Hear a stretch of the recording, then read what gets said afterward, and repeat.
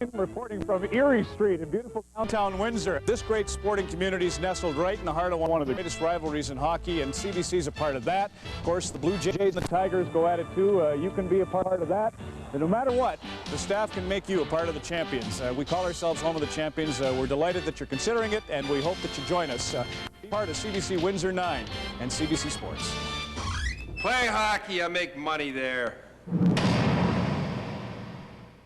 From mufflers to serving Essex, Kent, and Lambton counties, this is CBC Television, Windsor 9.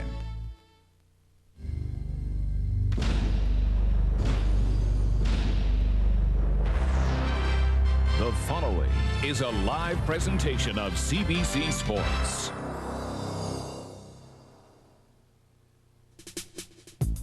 He's one of 20, but he is the one. The obsession of the Toronto Maple Leafs.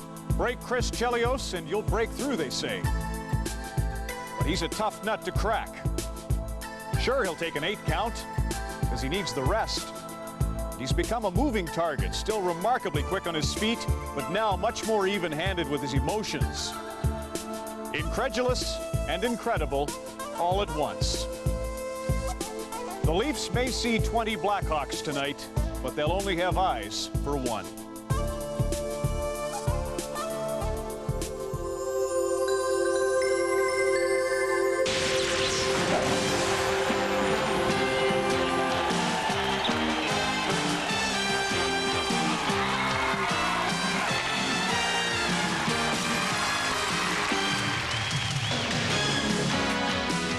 Center in Chicago, Illinois, site of Game 5 tonight in the Suitcase Series. The Toronto Maple Leafs confront the Chicago Blackhawks in Chris Chelios' joint this evening as we continue our coverage of the 1995 Stanley Cup playoffs. Good evening and welcome to Molson Hockey Night in Canada on CBC. I'm Ron McLean. It's Chelios and Gilmore at the forefront. The goaltenders, Belfour and Potvin, also in focus. But before we get you to the United Center, one very important playoff statistic tonight. And I know you've been watching for some time now thinking, does Ron really know how to use that laptop computer? Well, the answer is yes. Sort of. The importance of Game 5 when series are tied 2-2 after 4 games. Let's show you just how significant this can be. There you have it. Since 1987, 45 series have been tied 2-2 after 4 games. 85% of the Game 5 winners, 38 of 45 times they've gone on to win the series. Of those Game 5 winners, however, only 61% have won it on home ice. So the victory is very important tonight. The venue, not necessarily so. Let's get you to Chicago for a scene set on the Hawks and the Leafs. There's Chris Cuthbert and Harry Neal. Fellas. Well, Ron, the Leafs hope that road ice advantage continues for them tonight. And, Harry, they'd feel a lot more at home here at the United Center if Doug Gilmore can elevate his play.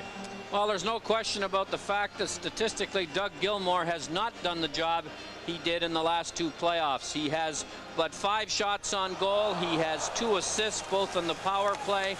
And he has been the center of attention, especially Steve Smith, number 5, has been in his face in all 4 games. But, you know, Gilmore plays at both ends of the rink and has done a good job without the puck. And you'll notice that Bernie Nichols hasn't scored either.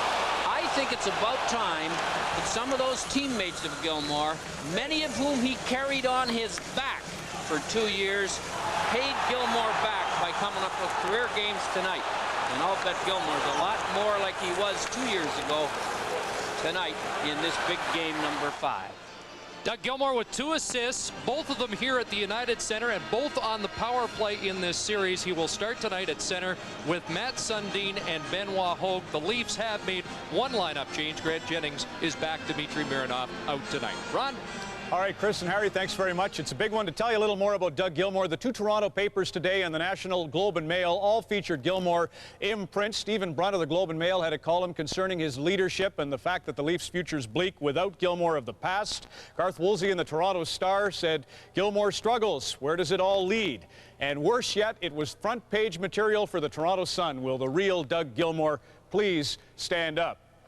Don Cherry is rumored to be buying the Kingston Whig Standard in order for Gilmore to get some good ink. Coming up next, we'll send you to the United Center and tell you more about playoff action around the NHL tonight as the tradition continues on Molson Hockey Night in Canada and the Stanley Cup playoffs on CBC. Welcome back. One other item with respect to technology from our fax. Save the Jets is a huge story going on right now in southern Manitoba. The Winnipeggers have their rally caps in hand. The donations are pouring in. It's a super story. We sure hope it works out. There's a rally tomorrow evening at the Forks. Hope everyone can make it to that. And congrats to all who are doing their best to save the Winnipeg Jets. 3 other games tonight. 1 starts later in Calgary. 2 are underway. Let's get to Joe Louis Arena in Detroit. First period's over. The only goal, Sandy McCarty scores it. Or Darren McCarty. Sorry, Darren. From Steve Yzerman and Bob Airy. That made it 1-0. Shots were 11-10 in favor of the Red Wings. They lead the series 3-1, trying to clinch on home ice tonight. At the Kiel Center in St. Louis, Pavel Bure opens the scoring for the Vancouver Canucks from Linden and Hedican. What a goal for Bure, his 4th of the Stanley Cup playoffs. 1-0 at that stage, but the Blues respond with their big gun doing the damage. Brett Hull from Brendan Shanahan and Jeff Norton, 1-1 there in the first period, and we'll be going to that from time to time. Highlights.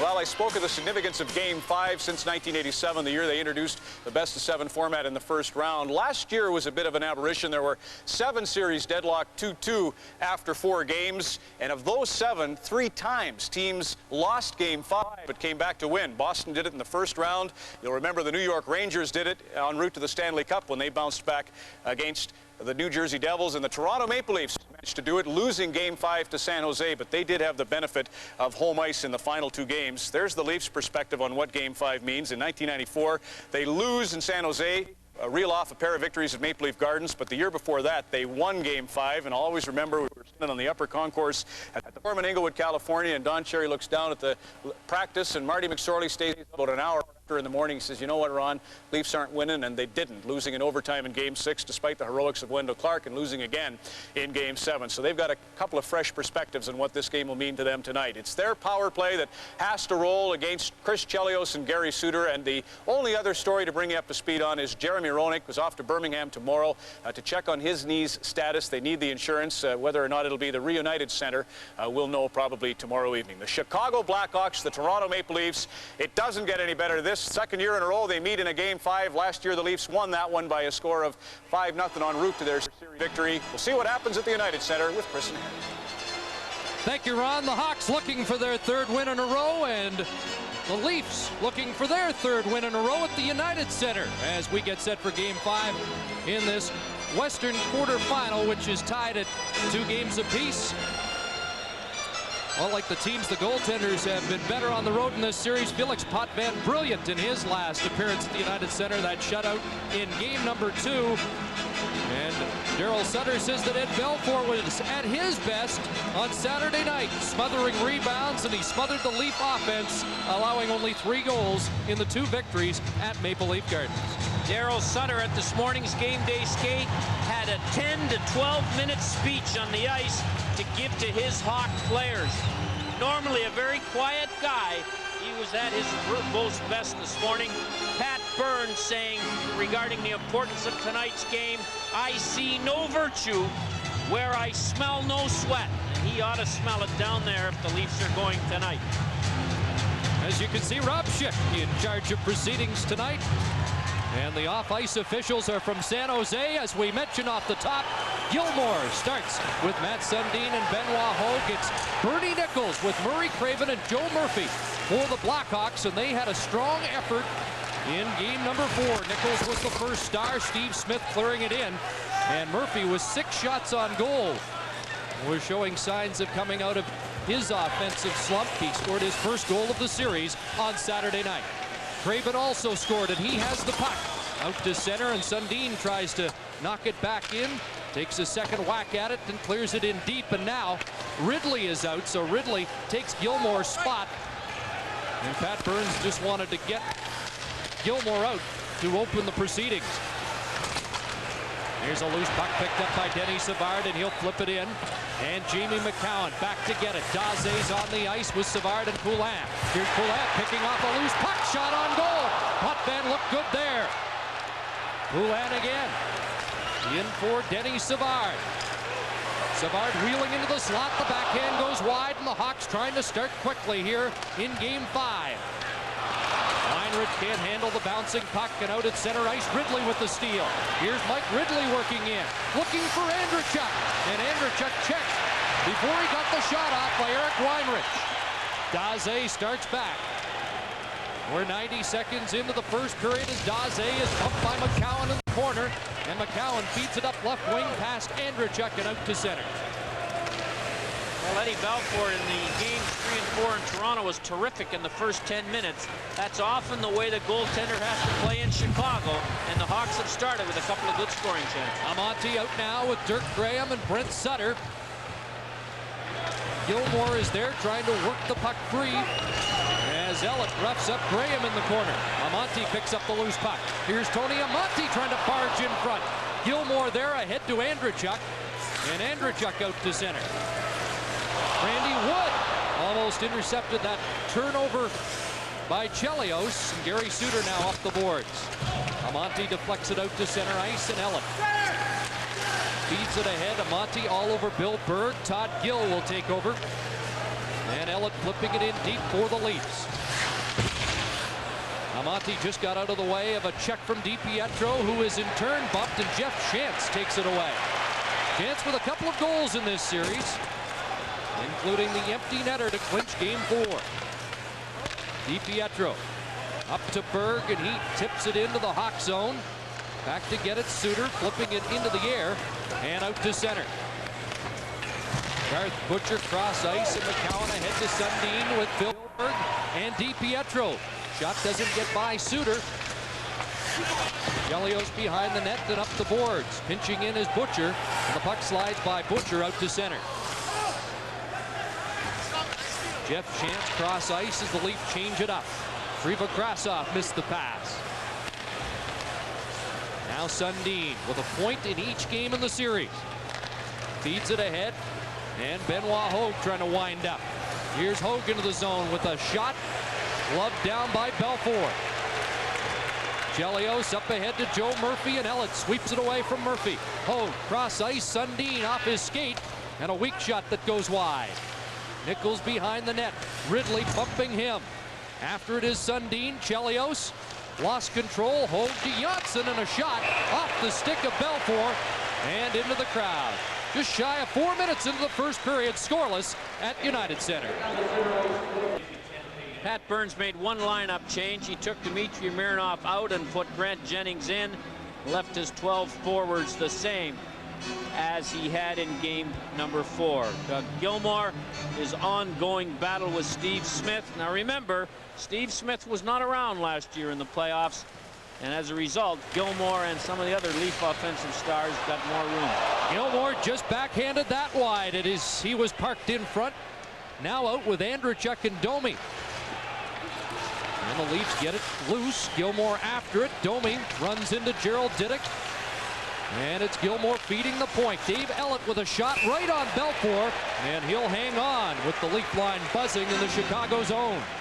All the Chicago Blackhawks have kept their lineup the same for all 5 games. They chartered home after the game Saturday night in Toronto, and the Chicago Bulls played the Orlando Magic yesterday here at the United Center at 4:30, so there was no ice available for them to practice yesterday. And where they usually practice at the University of Chicago, Illinois, the ice is out for the summer, so the Hawks had the day off. Gilmore gets a good opportunity here, the best one the Leafs have had so far, and backhands it wide of Eddie Balfour. Gilmore had a morning meeting with Pat Burns yesterday. And Burns, here's a shot, and Balfour down as the puck was deflected. Benoit Hogue on the doorstep, and play whistled down.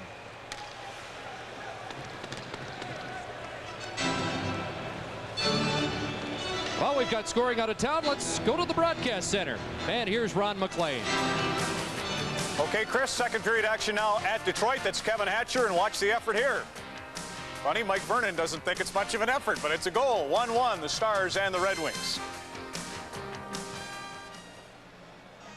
Face off in the Chicago zone. Manderville on the draw against Sutter, and it comes back to Jennings. His shot is blocked by Amonte. And the Hawk forwards have blocked a lot of shots in this series. Hogue at center ice. Clearing it back in off the glass, and Manderville will give chase. He bumps Diddick. Puck comes to Steve Smith, ahead to Amonte. And out to center ice where Gill will take over. Pass for Manderville, sliding down on Belfour. As the Leafs making another quick change. Gartner back out on the ice, along with Gilmore and Hogue. So Pat Burns is going to Gilmore a lot early to get him in this game. Sutter rolling it in deep. And it's Gill behind the Leaf net. Up ahead, off the skate, and ahead to Gilmore. McCowan jumping into the rush, and Gilmore slides it to him. Gartner's in front, knocked down by Smith. Andrechuk takes a whack at it. And Gilmore will skate it out to center. Garth Butcher sends it right back in. And Chelios there for Chicago. Andrechuk bumps him off the puck. Sundin looking for it. And the Hawks will turn. Here's Denny Savard with Daze and Poulin. Here's Poulin on the backhand, kicked out by Potvin. Savard off the backboards, lost control, and Andrechuk takes a look. Lead pass, a stride too far for Sundin. Chelios back to get it, and icing is the call. Well, the Toronto Maple Leafs have been pretty efficient in this series at not giving up a lot of 3-on-2 rushes. Pat Burns tries to insist that at least one forward stays deep. Gilmore comes in deep, and you can see the 3-on-2. But the Hawks turn into a good chance. And when Denny Savard is the architect of a 3-on-2, you usually get a nice pass. And Poulin has had an awful time beating Felix Potvin with some glorious chances. Many of them better than that one. That was Poulin's 11th shot in the series, and the one goal, but many of the shots have been great scoring chances. Here's Randy Wood trying to catch up with that lead pass. Belfour's out of the net. Wood went down, and here's Patrick Poulin again. On the left side, Denny Savard. He spins by Kenny Johnson. The shot doesn't get through. Now he backhands it to the backboards. Johnson off the glass and out to center ice. Denny Savard cannot skate as quick as he used to, and he doesn't quite shoot it as hard as he used to. But he hasn't lost us an inch off his imagination. 6.5 minutes gone. First period. Still scoreless at the United Center. The Leafs have outshot Chicago 4-2. But here come the Hawks. And it's Jeff Shantz rolling it wide. Kripa Krasov on the near side. Feeds back to the point. There's the shot by Weinrich off a skate. Shantz after it. And the former Regina Pat with a shot which is off the target. Suter moving up. And now this fourth line for Chicago applying the pressure. Shantz tried to feed the point, and Warren Reichel took a hit from Kripa Krasov and clears it down the ice. Suter back to touch it, and icing the call against the Leafs. With 7:09 gone here in the first period. Lots of players on both teams have played plenty of playoff games here. Experience is an important factor in the playoffs. It's a good teacher, but her fees are very high some nights. Well, 4 Leafs have Stanley Cup rings. 6 members of the Blackhawks have won the cup. And Eric Weinrich has the puck. Joe Murphy's in front, and Garth Butcher pushed him off the puck. And Hogue gets it out to center. Here's Russell taking a bump from Benoit Hogue, clearing it down the ice. McCowan gave it away to Joe Murphy, but McCowan is able to get in the way of that shot, which goes to the corner. Hawks up with it again. Nichols in front. There's Murphy loose. Potvin down, made the save. Rebound, and Potvin will cover. Well, the Leafs had trouble getting the puck out of the zone, coming around the boards. The turnover occurred, and the chance by Murphy was a good one, but he couldn't quite beat Felix Potvin. Let's have a look at it from a little closer in. The paddle down, saved by Potvin right there. And then he gets up, makes another one, and then stretches out all 6 feet, 1/2 inch, and gets it under his glove for a faceoff. Well, we'd like to welcome viewers of the Vancouver-St. Louis game to the United Center. Chris Cuthbert, Harry Neal, Scott Oak on hand. We're 7:45 into the first period, still scoreless in Game 5 between the Leafs and the Blackhawks. Gilmore on the ice, gets it to Gartner. His spinning shot ends up in the corner. Amonte and Andrechuk go to the boards. Amonte ends up At the bottom of the pile, Diddick knocked Gilmore down and play whistled down. The Hawk defense corps with Russell, Diddick, and Smith here this year, who weren't here last year, are much more aggressive with the defensive zone coverage and much better at it than the Hawk defensemen were last year. And you can see right here that not only does Diddick take Gilmore, he makes sure Gilmore doesn't go anywhere after the initial check. So containment as well as hitting is a vital part of defensive zone coverage. Doug Gilmore's seen a lot of ice time in the opening 8 minutes of this game. Now out with Andreychuk and Domi. And it's the Hawks skating out. Graham on the right side, and Diddick jumps into the rush along with Amonte. Amonte behind the net. Diddick pries it free. Here's Dirk Graham rifling it wide. Rebound comes out in front, and Graham knocks it in the corner. Dirk Graham after it again as Andreychuk backhands it out to the line. Domi can't clear it, and now the Leafs skate out. Ellett ahead to Gilmore. He rolls it in. Ellett there against Diddick. They go to the boards. Brent Sutter and Domi now take over the chase. Bill Berg and Diddick also in the corner. And finally play whistled down once again. As of this afternoon, there were 4,000 unsold seats for this game. The old stadium always had 20,000 or more for playoff games. Are these fans staying away because they don't like the United Center? They don't like the Hawk home record, 11-12-3 this season, or they don't like the price of the tickets. You see that third deck? If you're in the first 6 rows of the third deck, $52.50 for a seat. That will discourage many of those beer-drinking, youthful Hawk fans that used to fill the Chicago Stadium.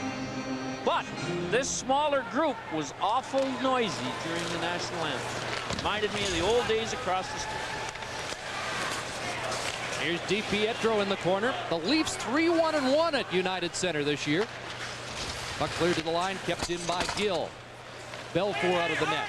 Little trouble with it, leaves it. DiPietro on it quickly. Jennings has moved down from his point position. And now Steve Smith sweeps it around the boards and down the ice. Icing the call against Chicago. 9:15 into the first period.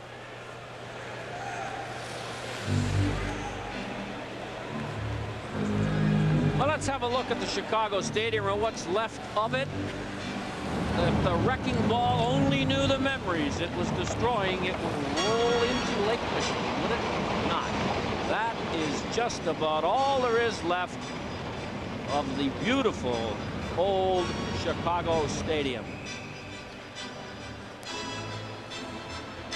Was there a better moment in sport than the national anthem at a playoff game in the Chicago Stadium? I think not. Well, you're right, Harry. They try to recapture it here, and the fans do make a lot of noise, but in this big building, it just doesn't seem to be the same. They brought the horn over and strung it from the ceiling, and they can't quite get the noise level they got in that smaller building across the street. Not that this one isn't a dandy, but here's Chelios leading the rush, and coming back was Hogue as the Hawk rush kind of sputtered at the line. Craven can't flip it in. The Leafs lining up along the blue line. Gary Suter now will send it in deep. Todd Gill behind the net, wraps it around the boards. Sundin and Ridley after it, but the Hawks clear it back in. Gill without a point in the series. Just 4 points for the Leaf defense. And they turn it over here. Murray Craven feeding it back to Gary Suter. There's a shot right on. Rebound goes high. Nichols brings it down, and a shot fanned on by Craven. Suter's moved up as Chicago starts to press. Gill can't get it by Nichols, who centers. Back it comes to Nichols. In front, Craven scores!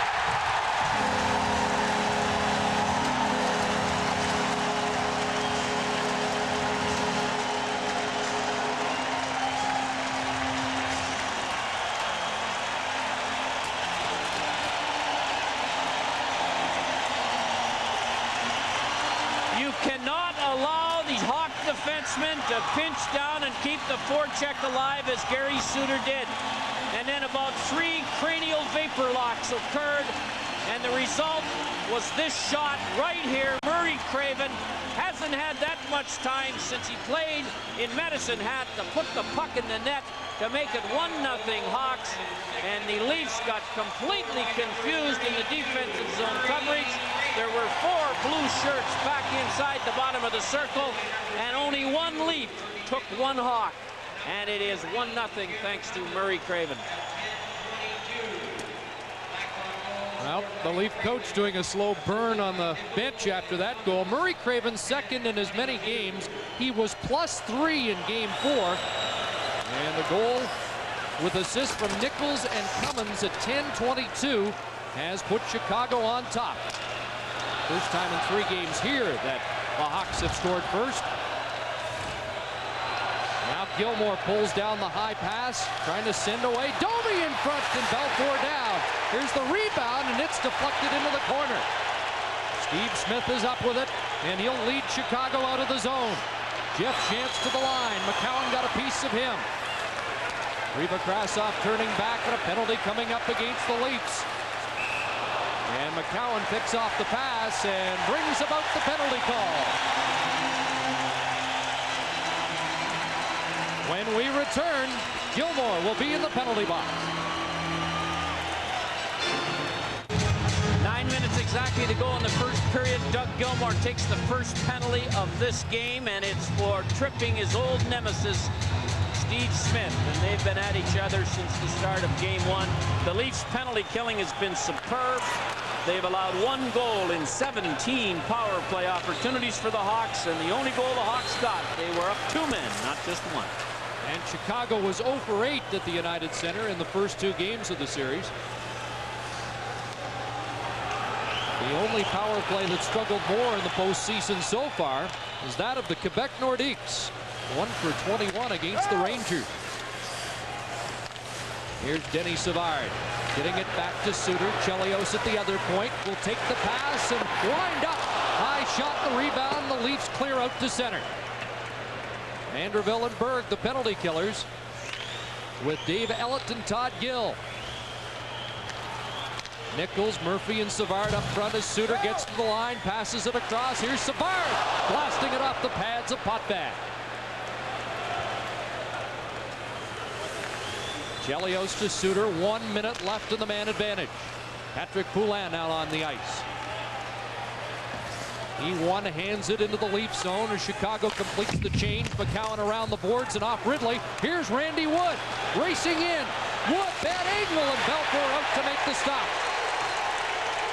Mike Ridley with the steal. Looking for Wood again, but Chelios there to intercept the pass.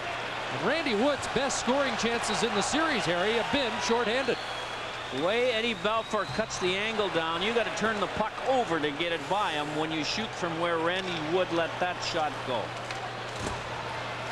Now 22 seconds left in the Gilmore minor. Smith cross ice, and Bill Berg almost had a break. Diddick now sends it in on the right side, and Smith will give chase against McCowan. Jamie McCowan high over the glass and into the crowd with 8 seconds remaining in the Leaf penalty.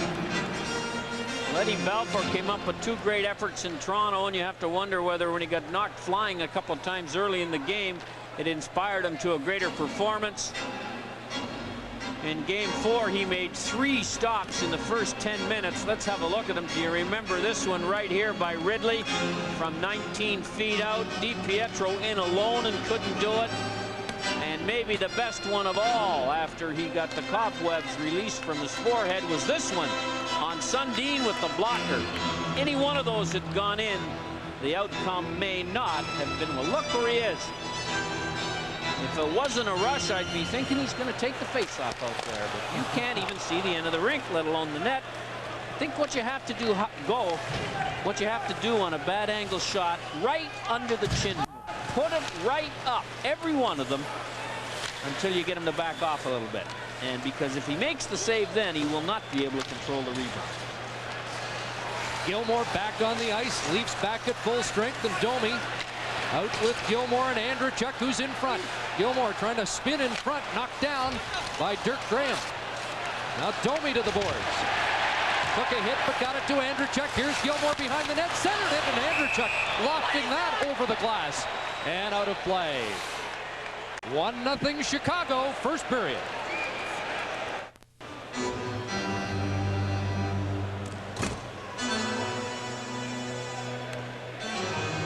Well, coach's corner, Don Cherry, he gets a little better as the series wear down. 2 vital games, so don't miss him, I am sure. He'll be at his playoff best in 6 minutes and 28 seconds. Domi had a good opportunity here to score as Gilmore, who can operate like very few from behind the net. And Domi decides if the puck isn't going in the net, Smitty, you are.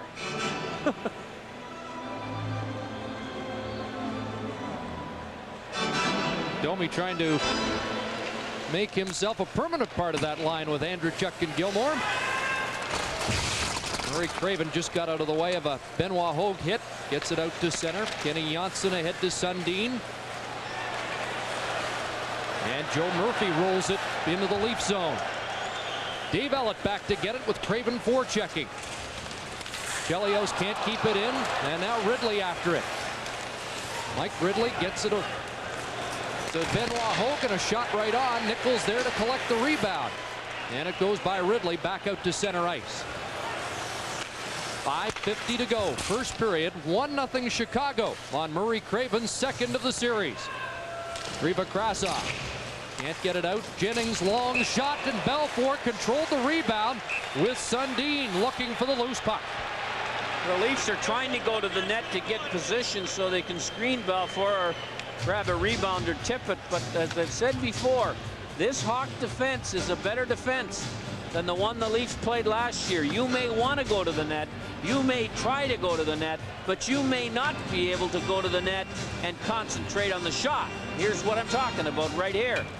It is an uncomfortable place within 15 feet of the net. Mike Gartner got hurt earlier in the period, went to the dressing room, and has not returned to the Leaf bench. And Gartner has been one of the more dangerous Leaf forwards in this series and has 4 points in the 4 games, 2 of them goals and 10 shots on goal. They will miss him if he can't return.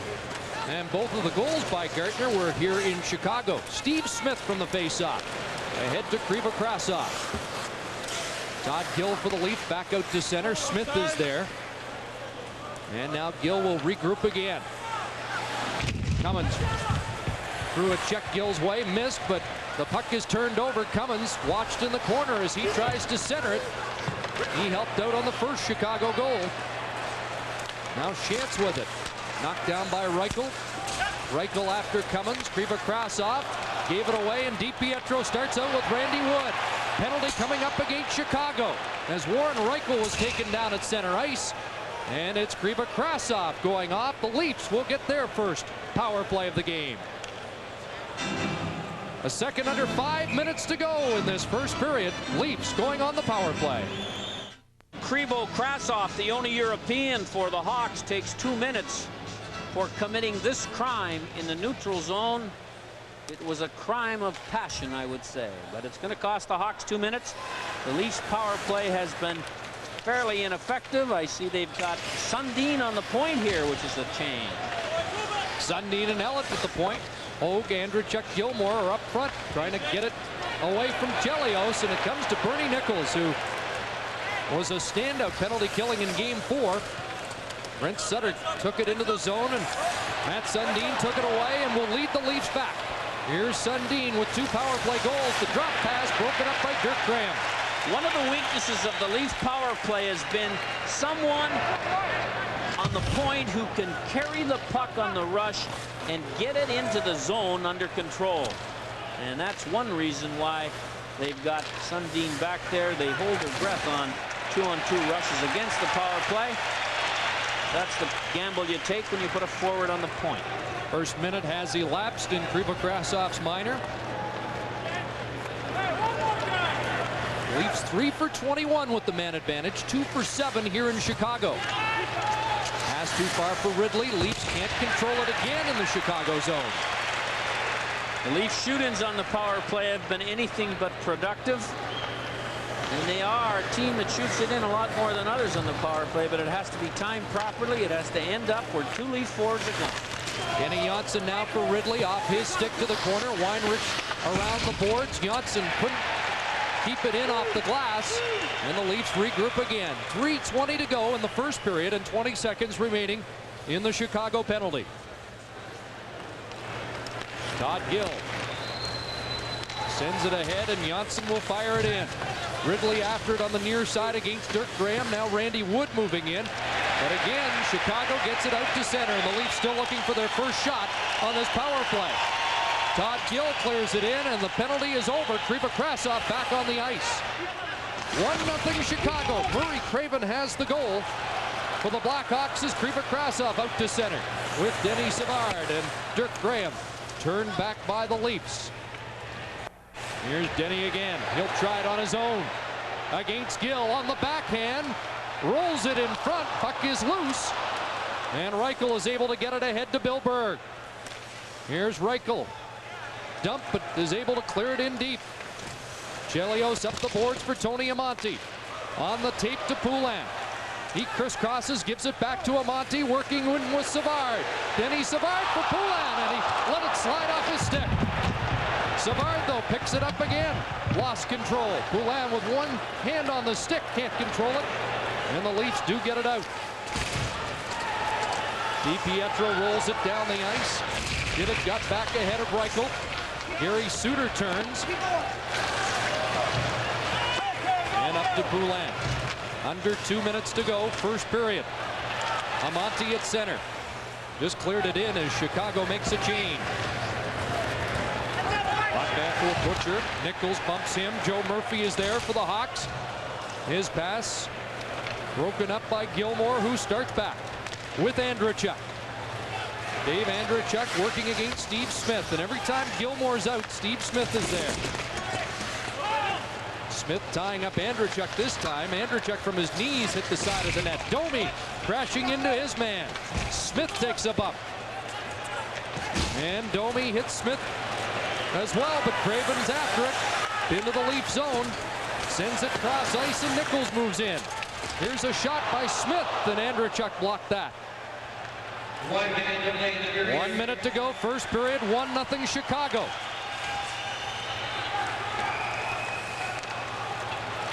Smith up to Graham. Dirk Graham off a Leaf, and that is loose in front. Puck man down. Puck still loose at the side of the net. Suter keeps it in at the point. Good hustle there by Brent Sutter to create a scoring chance. Now the Leafs. Jamie McCowan over the line. McCowan past Graham. Centers it, and the shot by Benoit Hogue ends up in the corner.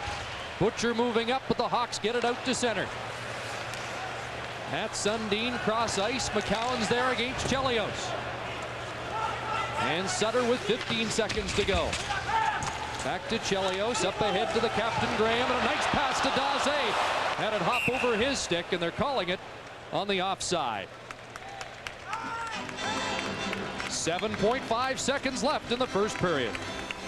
We want to make it perfectly clear. You'll find guaranteed low prices at your Canadian Tire store every day. If you find a better price anywhere, we'll match it.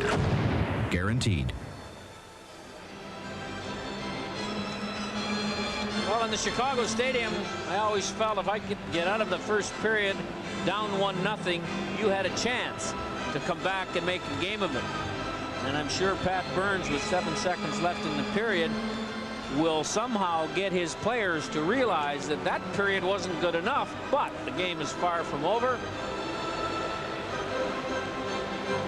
Well, we're told that Mike Gardner has gone for x-rays here at the United Center, but they are not telling us what's being x-rayed.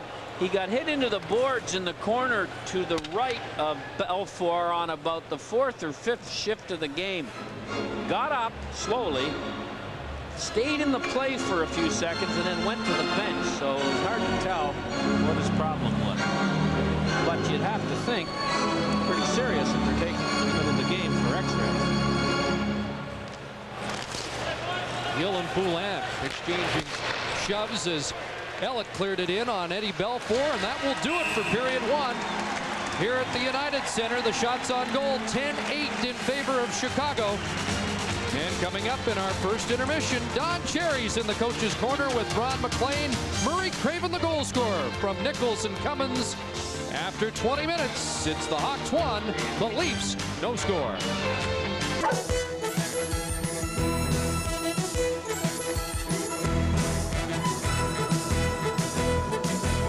Coach's Corner with Don Cherry. That's a lovely tie with those cherries and the diamond. Nice, eh? Yes, real stud. Boy, last game at the Boston Garden last night. They'll play a preseason game next year with Montreal. I'll try and get myself together here, but what'd you think of the poor Bruins? Well, it's sad to see the Garden close, I'll tell you, boy. I had a lot of good times there. 5 years I was there. Happy times, Bobby Orr, everybody there. It's very, very sad. But what are you going to do with Brodeur? 960.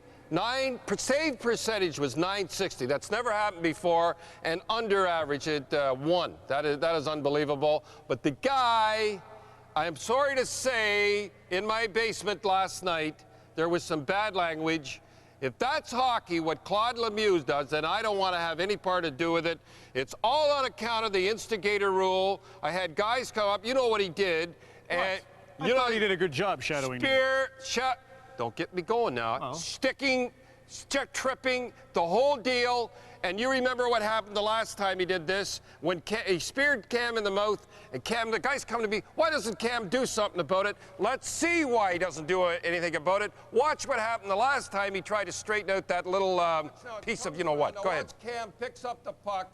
Here he comes with the puck. Now watch Lemieux take his stick, hits him once, then hits him again, hits him in the mouth, down he goes. Right there, got him right in the mouth, that dirty rat. Now down he goes. Now most guys would have laid there. You know how they do in the National Hockey League for a 5-minute major. Not a BC boy like Cam. He gets up, he looks around, no penalty. He's going to straighten out this guy. You're going to see the turtler of all time. This despicable person, coward that he is. Watch him, turtle. Drop your stick anyhow. He turtles down. Cam has been high stick. Now what happens with Cam is he gets thrown out of the game. The other guy high sticks him in the mouth. He gets thrown out of the game, and Lemieux stays in the game. Now I did hear that he wasn't trash talking though. Now listen, yeah, and he was yelling at him and the whole deal. Now listen. This has to stop, stuff like this. This instigator rule, don't tell me, I know Larry Robinson will deny it, but don't tell me Larry Robinson with honor would like something like that. You know who's in your corner right now on the diving situation? That Brian Burke, Gary Bettman, I think, really agree. There's too much diving going on right now, and they don't know what to do about it. Look, Billy Barber dove. You don't mind guys diving like that, long as the referee doesn't call it. Billy Barber was the best in the world, but he never laid there and let on he was hurt. That's what I'm talking about. It's not the dive. It's laying there letting on you're hurt. No honor whatsoever. Claude Lemieux. Jeff Norton's got honor. He was hit by Trevor Linden, and that's our next video. All right, for you people, yes, we got another one for you. Watch this here one. For you people that missed it, I know some people only watch Coach's Corner. Let's see it again. It's a beauty.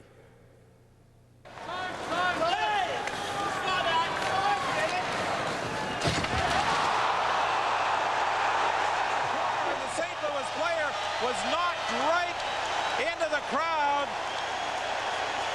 I've never seen anything like that. Never in my life have I seen anything like that. I've seen him go in, like I told you, the whole deal. See Trevor go to try to get him. That's Canadian board. Someday we'll talk about that. They're like in concrete. But let's talk about Brendan Shanahan. I'm jumping all over. Mimical kid. He was sick at the start of the year. He got hurt. He had slings and arrows, everything had him. Everybody said he wasn't trying and all stuff like that and everything. He worked it through. He led them in game-winning goals. I think Hull was first. 5 of them. He hits, fights, the whole thing. Just for Mimico, I want to show this. Go ahead. Let's show the 3 goals of my buddy, Brendan. You'll have to talk us through this. We're not taking this with audio replay. Well, that's okay. Watch him, boy. I'll tell you what a fine breath of a lad. This was the last game. I guess they could have used a few right now for him, too. 3-1 in that game right now, Vancouver. I feel sorry for Curtis, I'll tell you. Goals. Too short. I haven't seen that in the playoffs in a long time. Brendan's going to have to pick it up to get him going. Anyhow, that's for him. Good guy. I like to get it in. But talk about good guys when this is through. All you people out there, you hear about the little guy Fleury, right? You hear about him getting leading scorer. Yes, leading scorer. 4 goals. Wait a minute, 4 goals. Look at the abuse he has to put up with. Watch this. Good little guy, Therian. And you'll have to talk us through this one as well. Oh, well? Yes. Oh, all right. Whack, pack. whack. This ought to be good. I like doing this. Whack, he gets up. It's not, the guy said to me, Kelly said, it's not if you're knocked down, it's if you get up. Remember Pat Burns said that? Right. You get knocked down 100 times. This little guy gets up and down. Kite really does a number on him. Look, he asks for it a lot, you know. Chris Stansel there. Yeah, he gives him a little shot. Watch this. Another one. Whack got a penalty there. Kite and him, look, watch him get up and say, you dirty rat, you want to... Go fly a kite, right? That's good. Now, I know we don't have much time, but I want to talk about Winnipeg. God love them out there. The people haven't given up. They're still going. They're still trying to get money. They're still trying to get the Jets back. Good luck. We're all in your corner. We're going to do a little commercial for them, okay? Perfect. We'll All take right. that in a little while. Okay, there you have it from Don Cherry with the blue ribbon for Save the Jets, the 5 cherries, and the carrot on his tie. In this installment of the Coach's Corner on Molson Hockey Night in Canada on CBC. Stud, eh? Stud. Yes, please.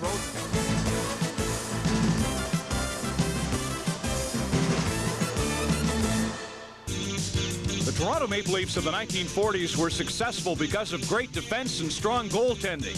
In 1945, their netminder was Frank McCool, a man known as much for his battles with ulcers as opponents. In the final, McCool and Detroit's Harry Lumley put on a clinic. 5 games resulted in shutouts. McCool and the Leafs eventually won the Cup, and Frank, in his only Cup final appearance, became a hockey legend. Stanley Cup legends. Hawks leading 1-0. Here's assistant coach Rich Preston. Rich, is your team's confidence high after what may have been your best first period of this series? Well, and the key was in our building. We haven't been coming out strong in the first period, and tonight that was as good a first period as we've had in a long time in this building, and I think that was a real key for us. All right, Scott, let's just update you on Mike Gartner. This was the scene just a few moments ago. Gartner, who left the game early in the first period, went in for x-rays with the Leaf medical staff. He has since emerged. They have not given us a further update. Gartner going back to the Leaf dressing room. We'll see if he can continue in this game and in this series. After 20 minutes in Chicago, it's the home Blackhawks with a 1-0 lead on a goal by Murray Craven. Hockey night in Canada night in our household. It certainly was a tradition. When I hoisted the cup, it's like, this is unbelievable. I wonder if any of my friends are watching me now. The tradition of the Stanley Cup playoffs continue tomorrow night. Rangers and Nordiques, game number 6 tomorrow. Join us and Bob Cole, John Garrett, Dick Irvin, Scott Russell at Madison Square Garden. We'll be back at Maple Leaf Gardens on Wednesday night for game number 6 in this series. Blackhawks and Maple Leafs. 1 goal from the first period. His second in as many games for Murray Craven. Well, Murray Craven found out that the Leaf coverage got so bad in the zone that he was standing all alone and had no possible pressure from any direction and put it just inside the post for the only goal of the game. And we're set for the second period. The Leafs with 9 shots on goal in the first, but none from their big shooters. Matt Sundin, Dave Andrechuk, Doug Gilmour, all without a shot in the period. But here they come. It's Gilmour cross ice, and Nichols got back to get his stick on that cross ice pass. Gilmour centering it again, and it ends up on the stick of Todd Gill. Back to Ellett. Here's Dave Ellett's shot. That's blocked by Nichols. Bernie Nichols just continues to excel defensively for the Blackhawks, and has an assist tonight, his 5th of the series. Joe Murphy now taking off. Here's Murphy with a shot, kicked out to the rebound, cleared by Gill. Domi sending away Gilmour with some open ice, dropping it off for Andrechuk. In turn to Ellett, firing right on, rebound, and Ellett went by it. Drops it off to Gill, and his shot is blocked in front. And Murray Craven is able to hold on to it, and Joe Murphy is slow to get up. Well, you gotta like the looks, if you're coaching the Hawks, of the number of times forwards block shots. Murphy back checking right here, trips on his own and sits on his right ankle. And it's very slow to get up. The Leafs had a great opportunity to tie the game up. Murphy's in a fair amount of pain on the Hawk bench. Gartner has not returned to the Leaf bench, so we still don't know how badly and what injury he incurred, but walking down the hall, it was nice to see he was in no apparent pain. Nichols, Murphy, and Amante, who's supposedly the big scorers for the Hawks. Murphy's the only one who had a shot in the first period, so give credit to the Checkers. They're negating the top scorers on both teams, except for Sundin. Eric Weinrich with a shot, and Potvin seemed to have trouble with that before he hangs on. Well, thanks to Potvin and Belfour in the checking, it's been a low-scoring series. In fact, Washington, the Rangers, and Calgary all have more goals than these two teams combined. Well, the Hawks won a lot of games this year because they were the best defensive team in the National Hockey League. And although the Leafs couldn't duplicate their defensive record for the last 2 years, Felix Potvin has returned to the form that he showed in the 2 playoffs, 93 and 94. And so these are two teams that take pride in preventing goals, and it's not easy to get a clear-cut chance, and it's very difficult to get a second chance if your team got the first. Tony Amante just missed picking up a loose puck and getting a chance there. Garth Butcher will play it. Leafs with 11 goals in the series, Chicago with 10. And you compare that with Ron Francis of Pittsburgh, who leads Stanley Cup playoff scorers with 12 points. Butcher clears it out to center ice. Puck bouncing there. Weinrich upended, but got it into the Leaf zone, and now it's Dirk Graham bringing it in offside.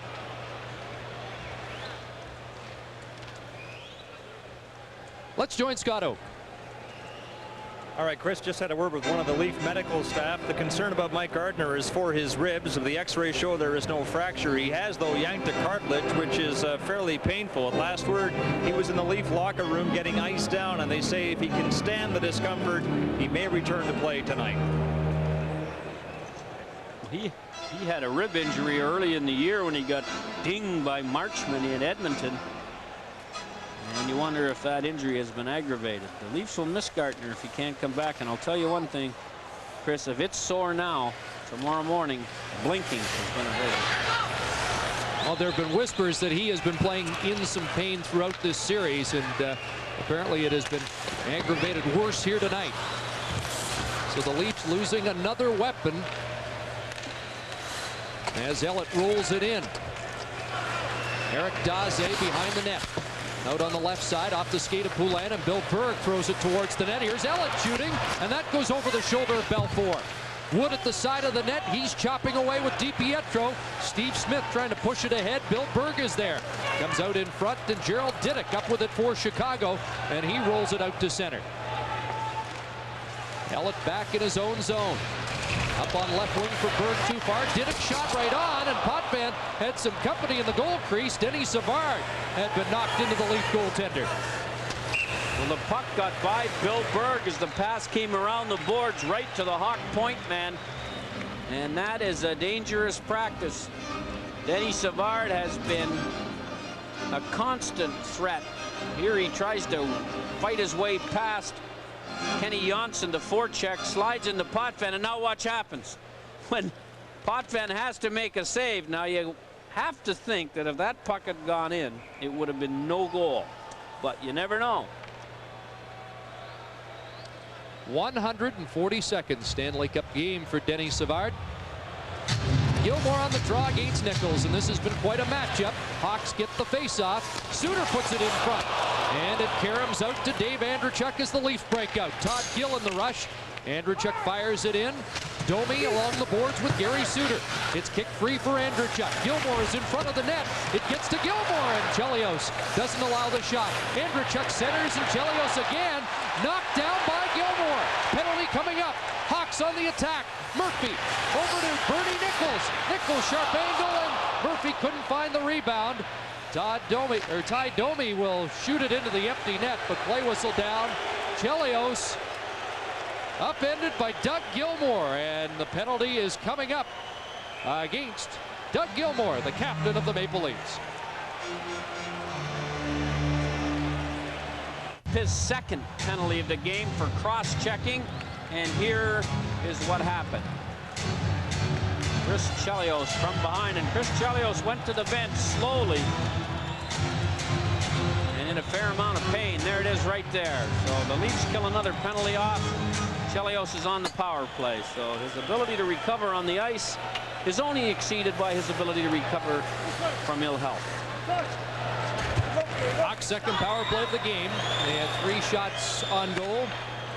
They had an unsuccessful first try, which leaves them 1 for 18 now.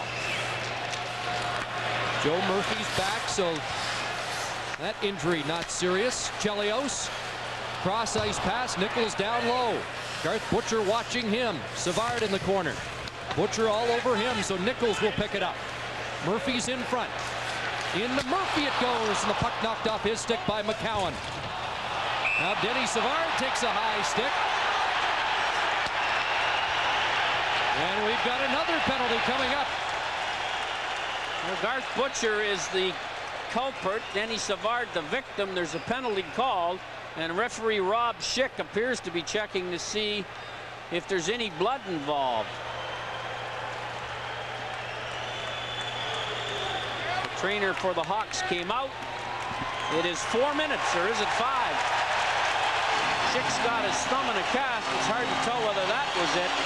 But Butcher's going to the box, so it isn't 5 minutes. Here it is right here.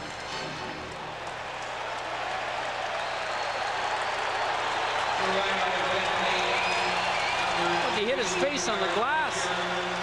Oh, there it is there. The stick came up underneath the arm of Savard. And it's a 4-minute high sticking penalty. So the Leafs for 1 minute and 17 seconds will be down 2 men. Well, first let's head to the broadcast center. Here again, Ron McLean. Stanley Cup update from Joe Louis Arena in Detroit. The final minute of the second period. Dino Ciccarelli will score the goal from Steve Yzerman and Nicholas Lidstrom. And the Red Wings, trying to eliminate Dallas tonight, lead 2-1 after 2 periods of play. Chris. Here, Ron. Pat Burns' team now not only down 1-0, but Sutter's trying to politic here for a major, saying that Savard was cut, and he was cut with a stick. Face-off is outside, and this is a critical penalty kill for the Leafs. Down 2 men. The only power play goal the Hawks have scored in this series was when they were up 5-3. And there's 1:12 to go in the penalty to Doug Gilmour. So the Leafs 2 men short for over a minute, and Mike Ridley intercepts, gets it over to McCowan, and he'll take the long shot on Belfour. In their other 2-man advantage, they scored immediately from the faceoff. Ellett hooking down Gary Suter. Savard gets it to Suter as he gets up behind the net. Can't control it. Ellett up to Ridley, and he gets it out. 40 seconds left in the first Leaf penalty. Well, the Leafs need a lift here. They haven't been really going, and if they kill this double penalty off, that can be a motivator, to say the least. Now Manderville is able to take it away from Chelios and flip it back to center. Manderville, Ellett, and McCowan. And the fans getting on the Hawks a bit here. Gary Suter to the line. Takes a look, moves in, drills the shot right on. Rebound goes to Ellett. Around the boards, quickly across is Chelios to keep it in. Manderville on Chelios. 5 seconds left in Gilmour's penalty. Out in front, and it's taken away by Ellett. Denny Savard thought he had a sure chance in front, and now Gilmour's on the ice. And the Leafs just down by 1 man. Well, the Hawk power play continues to be fairly ill. Give the Leaf penalty killers some credit in this series. They've made it difficult. Here's Nichols leading the Hawks in with Amonte and Poulin. Comes back to the point. Quickly on it is Smith to Chelios. There's Tony Amonte fanning, and Doug Gilmour takes over. And he'll turn it to McCowan, who sends it back into the Hawk zone. And now the first 2 minutes of the penalty to Butcher have expired. Still 1-0 Hawks. Amonte pushed in the corner, but stays on the puck. Tried to feed it back, and Diddick wasn't in position, and he'll have to go back into his own zone. Randy Woods forechecking with Mike Ridley. 13:40 to go, second period. It's 1-0 Chicago. The goal scored, Craven back out. Smith the shot, and that blasted wide. Did it, can't keep it in, and the Hawks have to regroup. Minute. Of the 4,000 fans that are not here, all of them that are here played on power plays before because they're highly critical of this Chicago power play. Would have been a chance for the Hawks. There's 1:12 left in the double minor to Butcher. Here's Krasov, 6 power play goals during the regular season. Puts on the brakes, takes a look to set it up. Now in low. Craven tries to center it against McCowan. Gary Suter's moved down low. All over him is Manderville. Todd Gill can't clear it out, and here's Chelios, fakes the shot, back to Suter.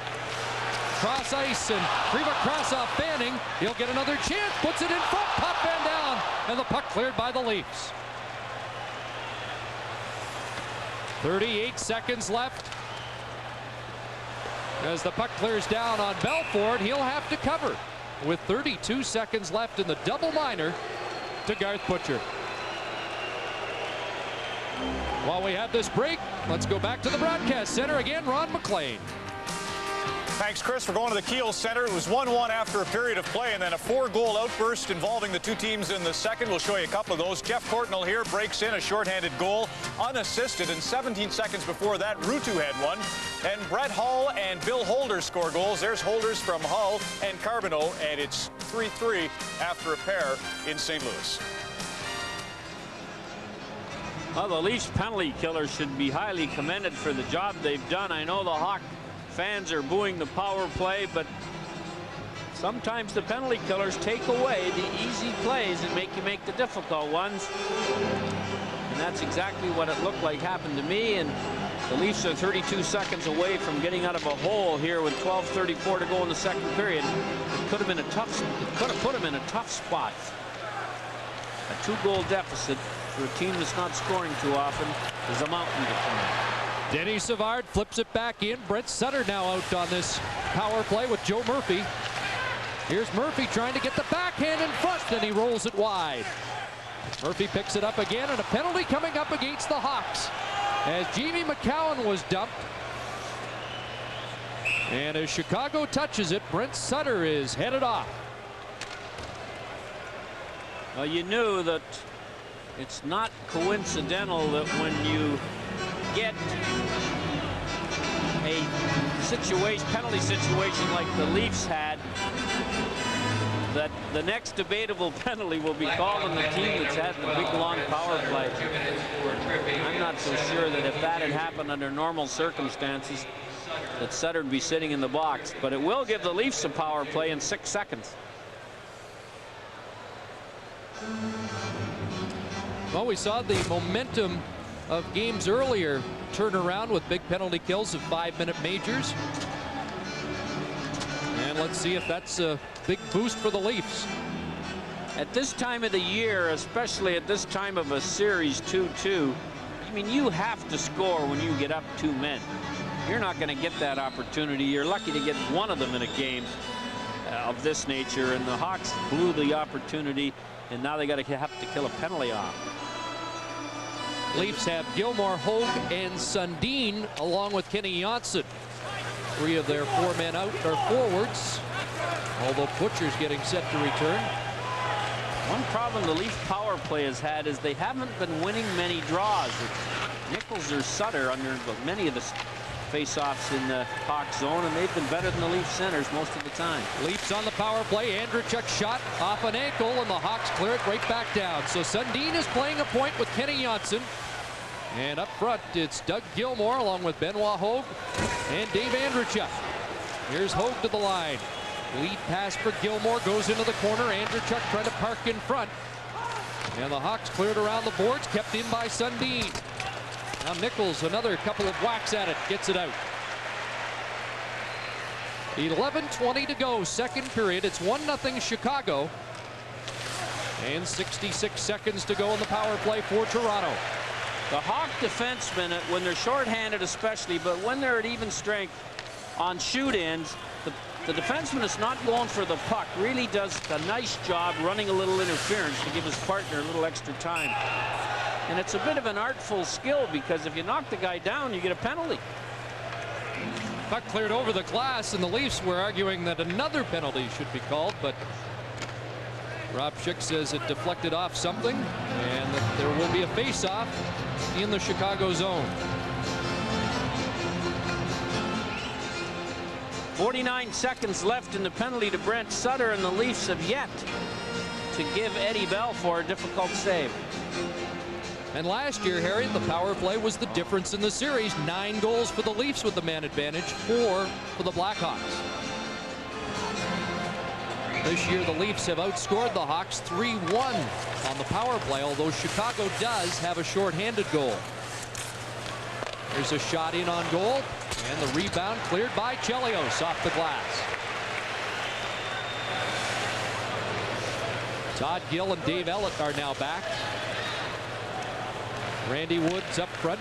Sundin's moved up to the forward position with Mike Ridley. Eric Weinrich has some room, and he'll clear it down, and the Leafs not really threatening on this man advantage. You can't get to their shoot-ins first. In the power play, that's a must. Leafs had 3 shots on goal in the second period of Game 2 here at the United Center. They have 2 shots. Here's Amonte with the break. Tony Amonte in, scores!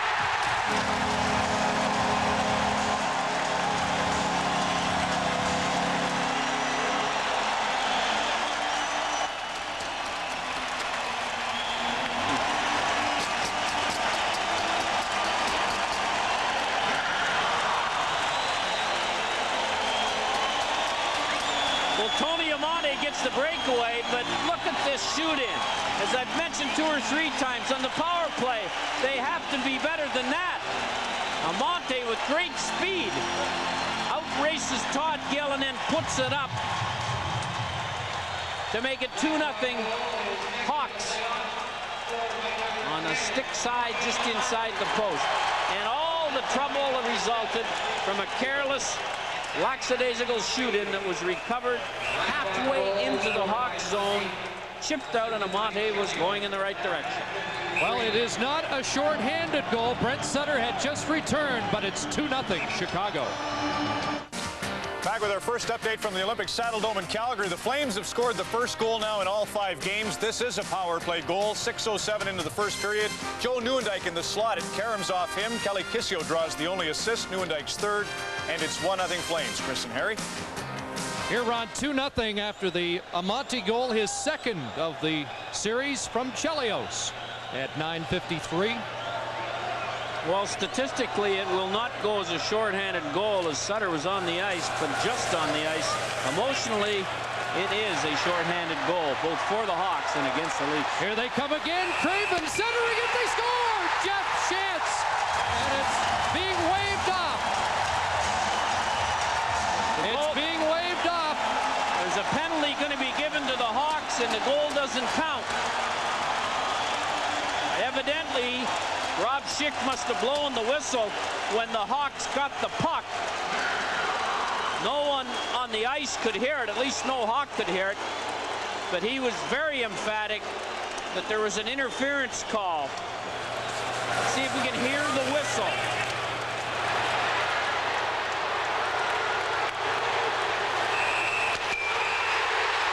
I heard the whistle just before the shot. I don't know why he took so long to blow the whistle, because on the delayed penalty, as soon as the Hawks touched the puck, which was in the neutral zone, the whistle should have gone.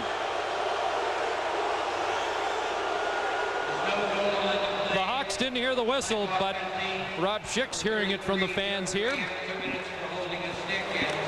lot of non-heard whistles in the 95 playoffs. There was no question about it. Once the referee had the delayed penalty up and the Hawks got the puck, the whistle should have gone. He blew it, but quite a bit later than he should have. So Dirk Graham's in the penalty box, and the Leafs on the power play for the 3rd time in the game. Gilmore drops it back. Todd Gill to Jamie McCowan. Here's McCowan dumping it into the corner. Leafs after it there. And we'd now like to welcome viewers of Vancouver and St. Louis. We're midway through the second period. here at the United Center, and the Blackhawks have just taken a 2-0 lead on a goal by Tony Amonte. The Leafs are now on a power play. And it comes back to Gill. McCowan, the other point man. Gilmore takes a look, gives it to Gill. In low, McCowan centering it. Belfour goes down, puck cleared by the Hawks into the corner. Gill moves up with under a minute left in the man advantage. Back to McCowan. Cross for Gilmore. Benoit Hogue and Andreychuk both standing in front. Penalty killing for the Hawks has been aggressive. Here's Todd Gill, can't get the shot by Denny Savard. Great defensive play. And Savard continues to excel as Brent Sutter drifts the shot down the ice. 8:20 left, second period, and a half minute remaining in another struggling Leaf power play. Gallant gets it to Gilmore.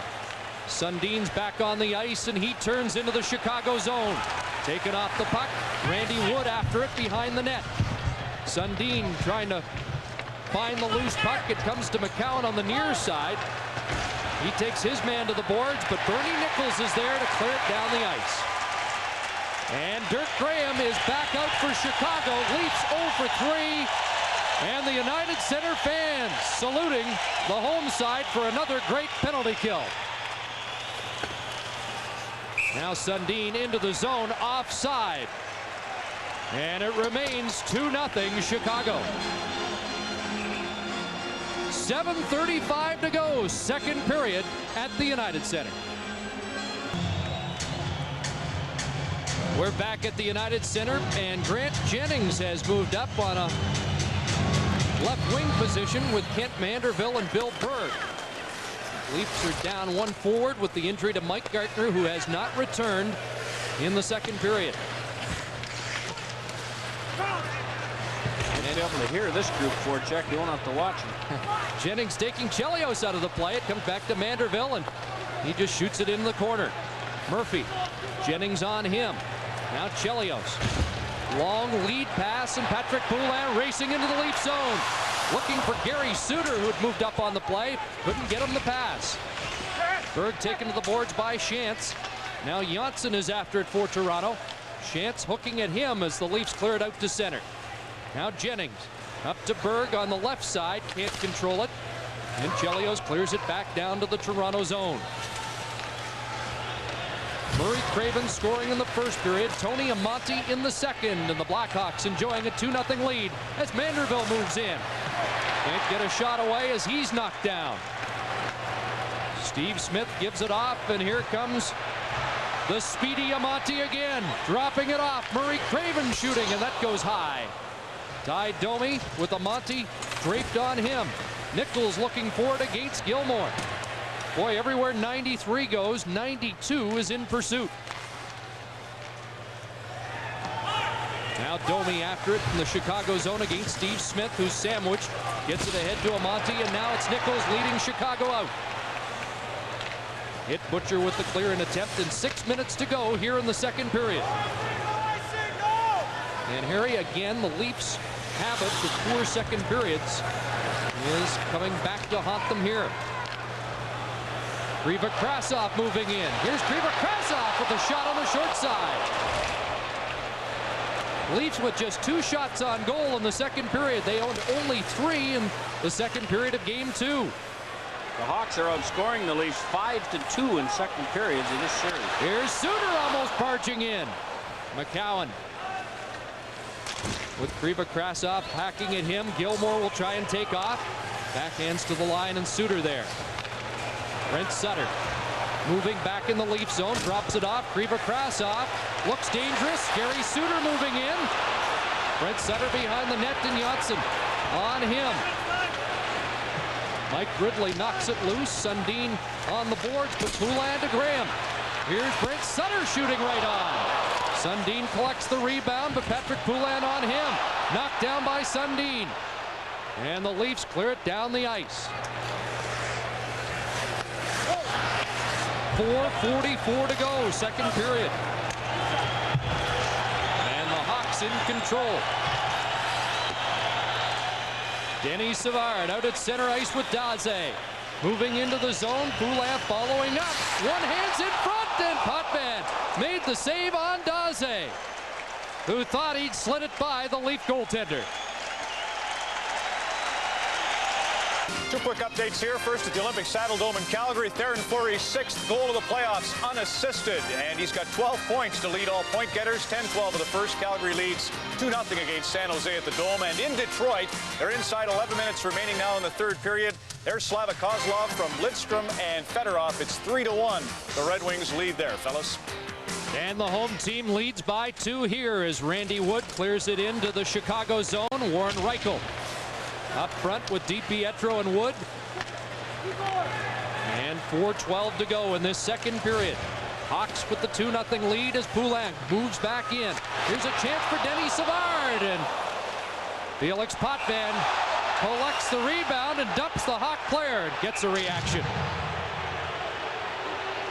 Recap how we got to Game 5. Matt Sundin was the star of the opener with a pair of goals as the Leafs won the first game away from home and then rode the great goaltending of Felix Potvin in game number 2. Leafs looked like they were in control, but things changed at Maple Leaf Gardens. Gary Suter had 2 goals, Chris Chelios the other, in a 3-2 win in game 3. And Eddie Belfour was the story of game number 4 as the Hawks even the series and now have a 2-0 lead in game number 5. Edge on the scoreboard, edge in shots, and again just 2 for the Leafs in this second period. Gilmore back out with Andreychuk and Domi. Now Nichols on Andreychuk. Gilmore in the corner. Back to Andreychuk, who'll try and come out in front on the backhand. Lost control, and Diddick was there for Chicago. Bernie Nichols up the right boards, past McCowan, and now Craven takes off. Murray Craven moving in. Waits for some help. Feeds across. Here's Nichols, and Andreychuk came back to make the defensive play. Good hustle there by Andreychuk. Now Nichols on the near side, looking to center it. He's pinned against the boards. Puck comes loose, and it's Domi. Up to Gilmore. At the end of a shift, Gilmore rolling it in. And he'll head to the bench as Domi crashes into Gary Suter. Up it comes for Nichols. Flips out to center. Kenny Janssen is there. Exactly 3 minutes to go, second period. Benoit Hogue turning away from Nichols. Moving in. The shot doesn't get by Chelios. Ridley looking for the rebound, and Nichols on him. Behind the net is Hogue. Can't control it. Dirk Graham hands it off to Chris Chelios, and he just flips out to center ice.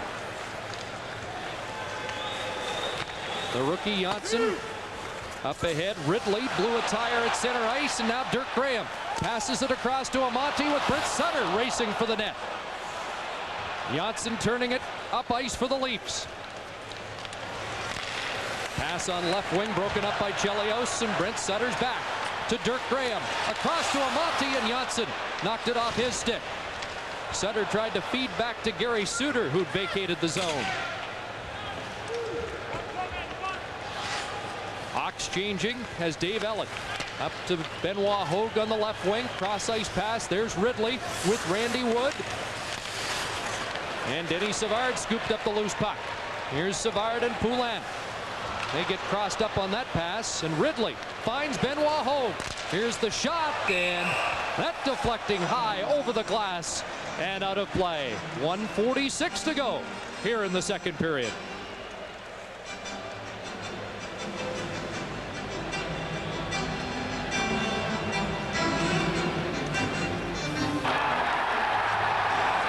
From coast to coast, no one serves Canadians better.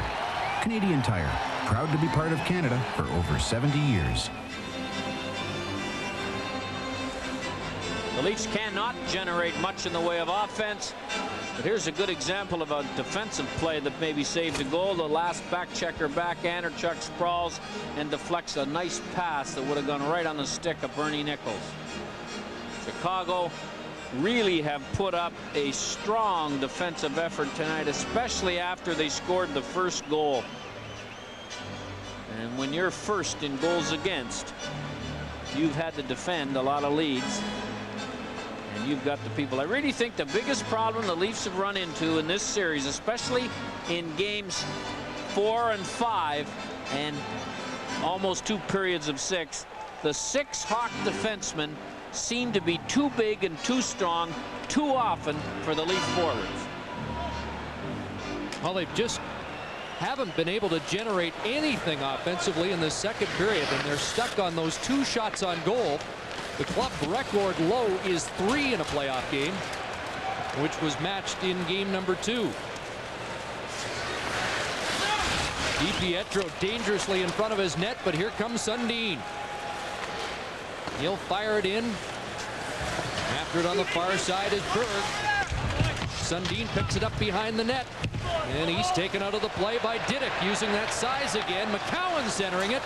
Here's a puck in front. The shot right on Belfour. McCowan with a chance. Now Berg trying to bat away. Belfour down, and DiPietro couldn't get a shot. Steve Smith on him. First flurry by the Leafs in the period. Under a minute to go. It comes back to Sundin, and the Hawks are on their heels right now. Here it's Berg.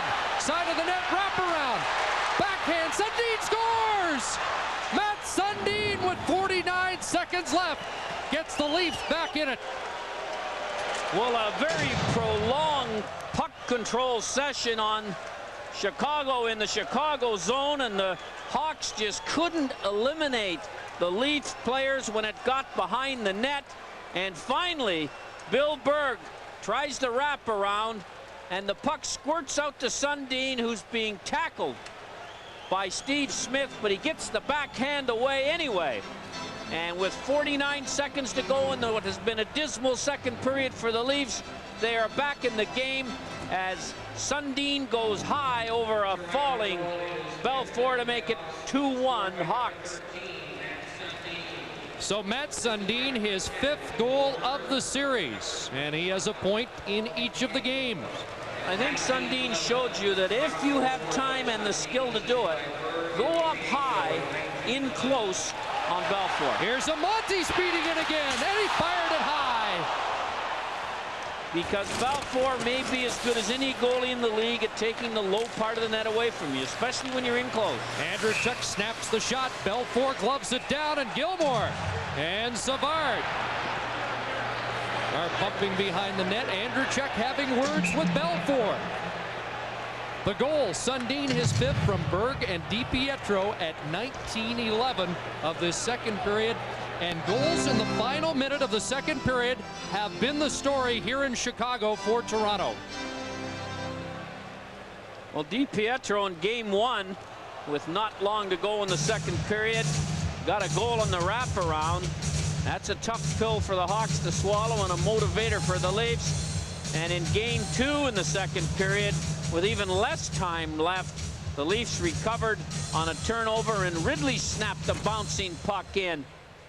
And then Matt Sundin, for the 3rd time in a row in the games here in the United Center in Chicago, gets a late goal to get the Leafs back in the game. Leafs looking for another one, but it's the Hawks who carry out Amonte, whose goal is the difference now. Sweeps it around the boards, and Bernie Nichols there to center it. Leafs are able to clear it. Gilmore in perfect position as the time ticks down here in period number 2. Benoit Hogue took a healthy run at the Hawk player. Hogue was felled about 15 seconds ago in the Hawk zone and retaliates, and as the period ends, he takes a penalty. So the Leafs got a lift on the late goal by Sundin, but they'll have to start the 3rd period a man short.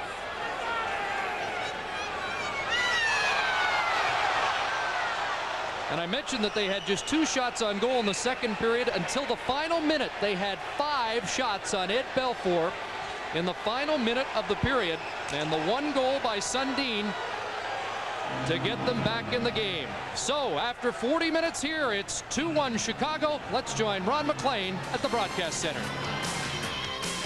Thank you very much, Chris. We'll just bring you up to date with a couple of highlights from the Kiel Center in St. Louis. That's Russ Courtnall to Josef Baranek, and he scores the goal. That makes it 4-3. Hedeken also drew an assist. Casey came in for Joseph at that stage. 55 seconds later, Brendan Shanahan from LaPerriere and Chassé, 4-4 now in the third period in St. Louis. We'll have more scores around the league, and after 40 minutes next, which is a look ahead to tomorrow evening's Game 6 in New York on Molson Hockey Night in Canada on CBC. This playoff edition of After 40 Minutes brought to you by Bell.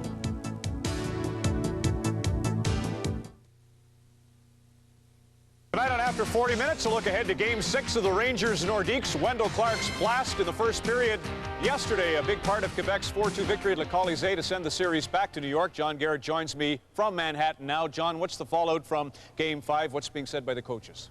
Colin Campbell feels his team has to play better in the first period. They've been down 3-1 at the end of the first period or deep into the first period in the last 2 games. They were lucky to come back in New York, and they couldn't come back when they went back to Quebec. So he feels his team lacks the determination right now, and Quebec is a hungry team, and they're getting more confident with every game. Mark Crawford, on the other hand, he feels his team has played much better defensively. They're getting better performances from everybody, and now Wendell Clark is starting to score. Coley said Jeff Bukaboom being out really hurt his team. Well, it really did, because Coley in the playoffs has used basically 4 defensemen, and without Jeff Bukaboom, he's one of those 4. Alexander Karpovtsev fills in, and Brian Leetch just doesn't play the same without Jeff Bukaboom on the other side.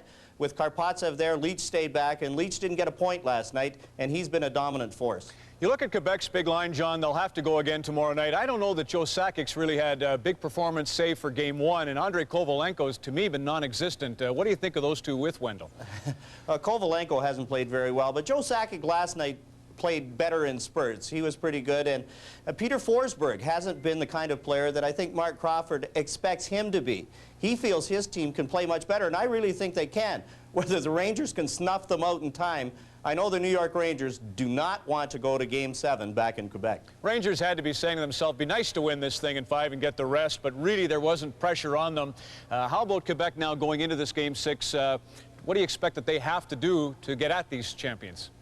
I think they have to play all 3 lines. The big line is playing pretty well. Owen Nolan, he's got a sore shoulder, but he's been very good. And Mike Ricci in the last 2 games has been a dominant force. Curtis Lasician back in the lineup yesterday was a major factor. That really helped the Quebec Nordiques. And if he can play anywhere near up to his potential, the Quebec Nordiques will come out, they'll try and get the lead again, and get the crowd out of it at Madison Square Garden. And what's Coley Campbell worried about as far as the Rangers?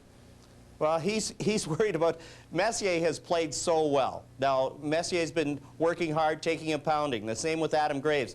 They have been the top 2 forwards for the Rangers. Can they keep it up? And again, Brian Leetch and Sergei Zubov. They've played over 30 minutes a game, every game. Now, will they get tired? They're getting older, and the Quebec Nordiques are a young, enthusiastic team. A great show tomorrow evening, John. Looking forward to it at Madison Square Garden, New York. Join us coast to coast on Molson Hockey Night in Canada on CBC. The Rangers Nordiques, Game 6, 7:30 Eastern. Second intermission at the United Center in Chicago, where the Blackhawks lead Game 5 2-1. They had a 2-0 lead until the final minute of the second period when Matt Sundin gives the Leafs a little life. He outfights Steve Smith, number 5, and backhands it in over a falling Balfour. A well-earned goal by the Leafs, who had forechecked and recovered the puck 2 or 3 times. Right at the end of the period, Benoit Hogue takes a selfish retaliation penalty. And when you do this at this time of the year, you are betraying your teammates when you take personal penalties like that one. The Leafs have to kill a penalty off for the first 2 minutes of the third period. 2-1 Chicago as we get set for the third. Those of you watching Toronto-Chicago, the drama's about to unfold in the third period at the United Center. It's already going on at the Kiel Center. Here's Cliff Ronning from Exuda and Linden, made it 5-4, but Murray Barron has tied the game from LaPerriere and McInnes, 5-5 in the third period in Game 5. Let's take you to the Kiel Center for Don Whitman and Greg Millen. And at this time, we say hello to those viewers across the country who have been watching Chicago and Toronto with the Blackhawks leading 2-1. Here at the Kiel Center, it's 5-5, St. Louis and Vancouver. I'm Don Whitman along with Greg Millen and Steve Armitage. And the Vancouver Canucks are going to have a power play as Glenn Anderson has gone off for tripping. Then coincidental minors against Dana Merzen and Esa Tikkanen after the penalty call on Anderson. Well, let's set up the Canuck power play again. Cliff Ronning will be on the sideboards playing catch with Pavel Bure. Oksukta and Trevor Linden will be in front of John Casey, who has replaced Curtis Joseph, and they'll be causing all kinds of traffic in front of the goal. Ronning will shoot or find Bure in the point, and he'll shoot the net, drive the net. Brendan Shanahan, who scored 3 goals and assisted on another on Saturday night, was hurt just prior to the go-ahead goal by Cliff Ronning. Shanahan had tied the game at 4 at 2:32. And then Shanahan was hurt just before Ronning scored. And now we also welcome viewers in Alberta who have been watching the action between the Flames and the Sharks, with the Flames in front by a score of 3-0. And looking to head back to San Jose for Game 6 with a 3-2 series lead. They finally got things straightened away here, and the Vancouver Canucks with the man advantage.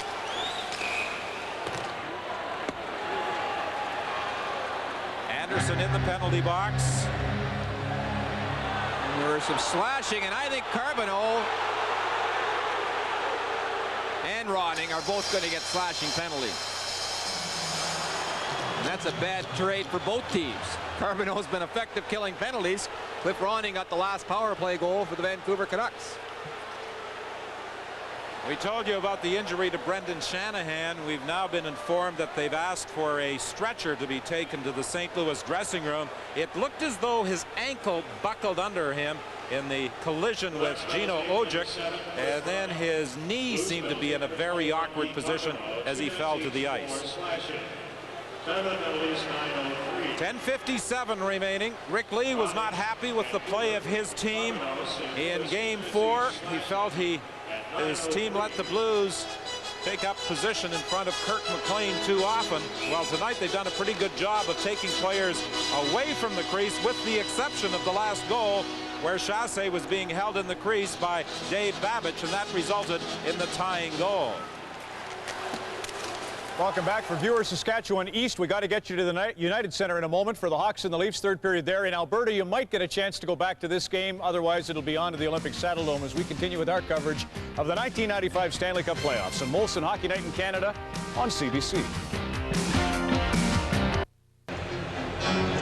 Well, Rob Schick just got an earful from Pat Burns just prior to the start of the third period.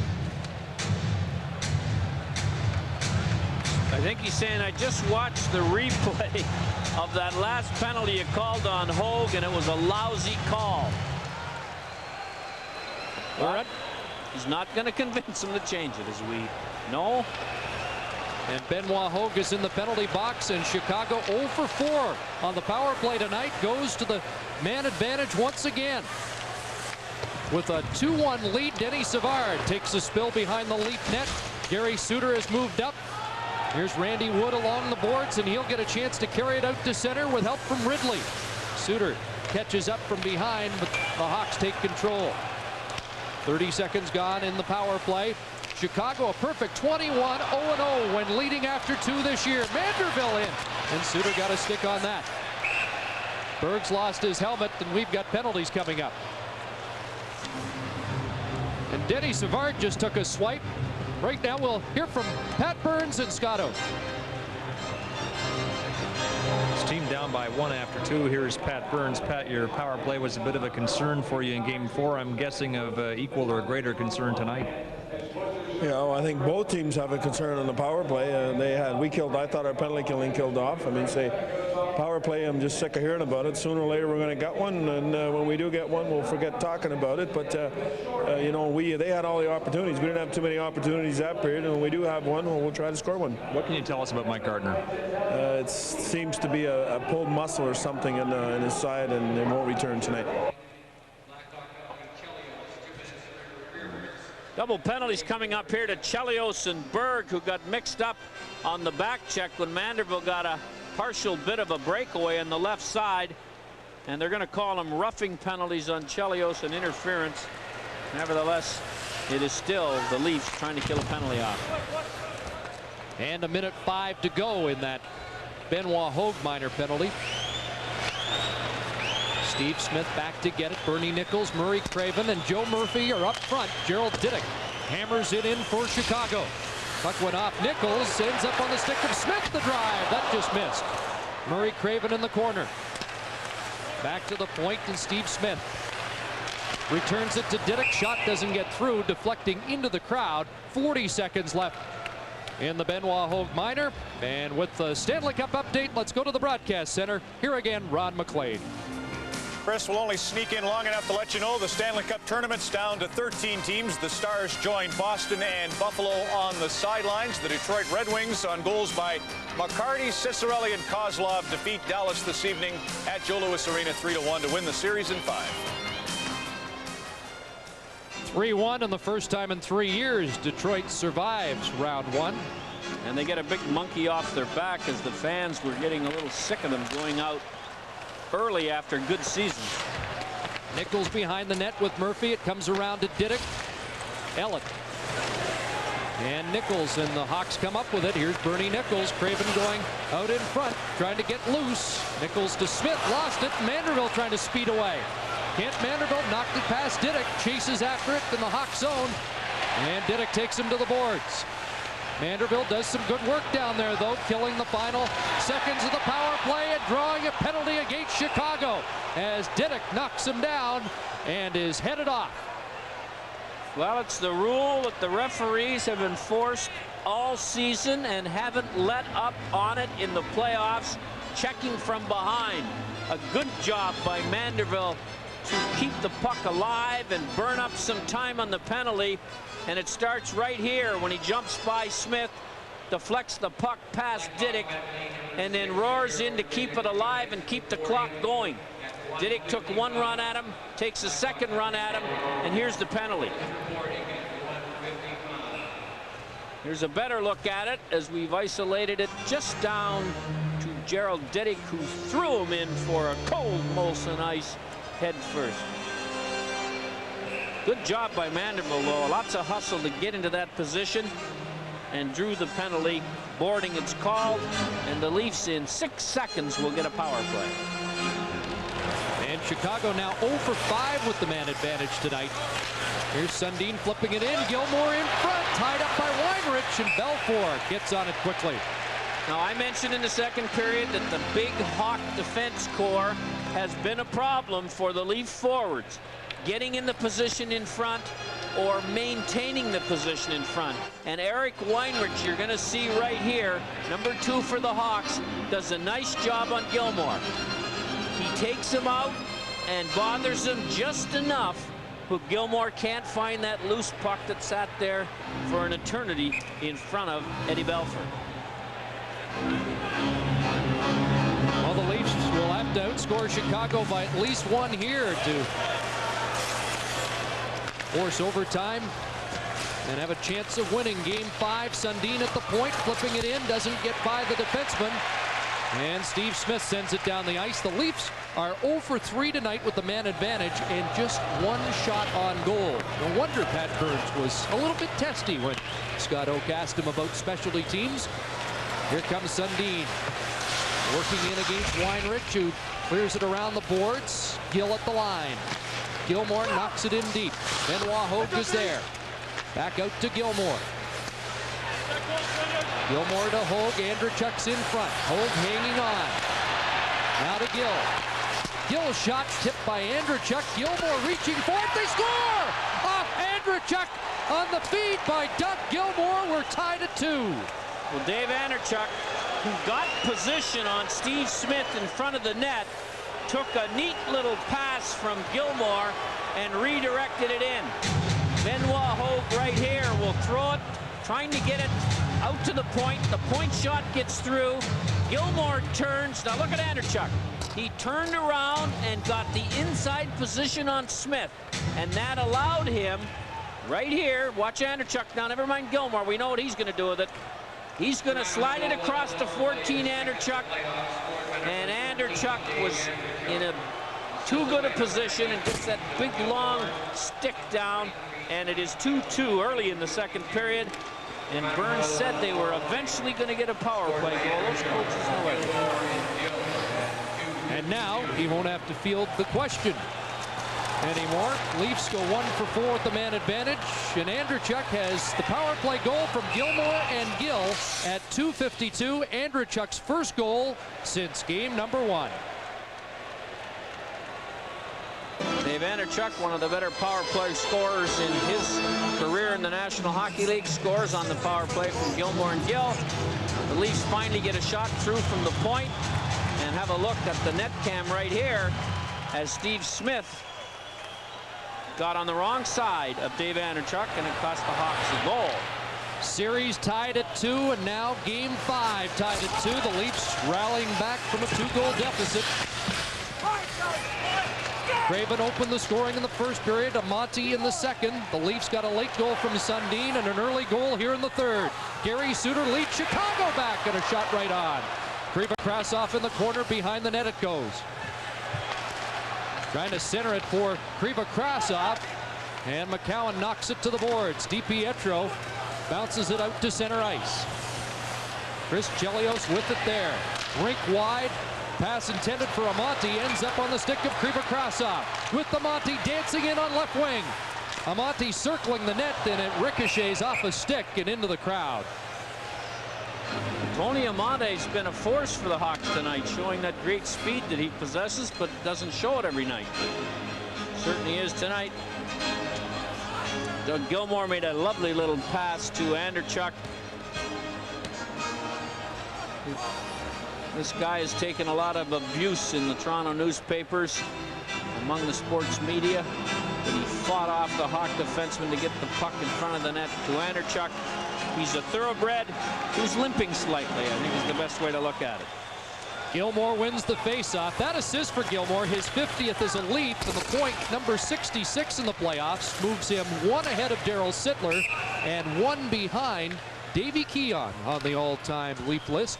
Well, when you start talking about Sittler and Keon and now Gilmore, you're into an elite group of Toronto Maple Leafs.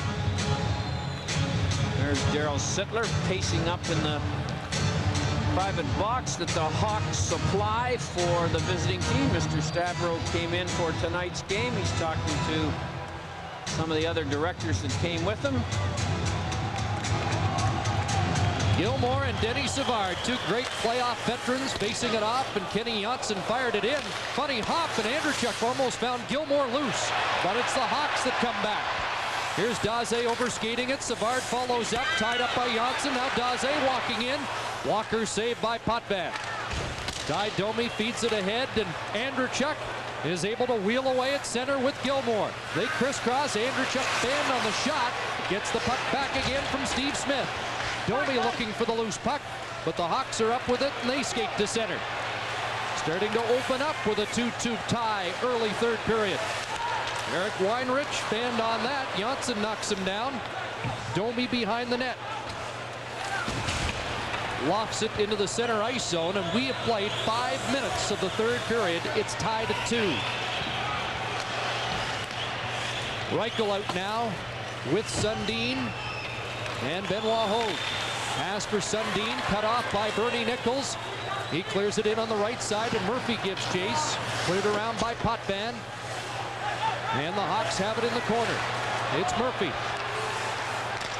Sliding it through to Nichols. Watched by Todd Gill. Nichols powered in front, scores! Joe Murphy with the tip in. Hawks regain the lead.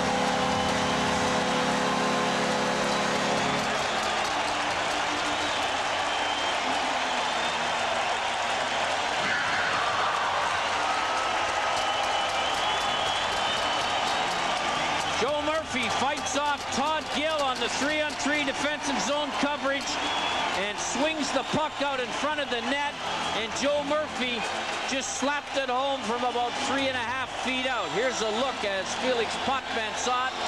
It was actually a one-handed stab at the puck that wiggled through the legs of Potvin, and Joe Murphy his second goal with 14:30 to go in the third period to give the Hawks a 3-2 lead. Well, they were urging Murphy to drive to the net more, and he has in the last 2 games. 6 shots on goal and a goal in game number 4. And he has another tonight. Hawks back in the lead. Here come the Leafs. Benoit Hogue gets by Chelios. Lost control of it in the corner. There's Ridley getting it to Sundin. In front, McCallum drilled it wide. There was some net to shoot at there as Belfour was coming across late. Leafs playing catch-up again. Hogue tries to dump it in. The Hawks up with it, and they get it out to center. Here's Dirk Graham. Amonte cruising on the right side. Gary Suter into the zone.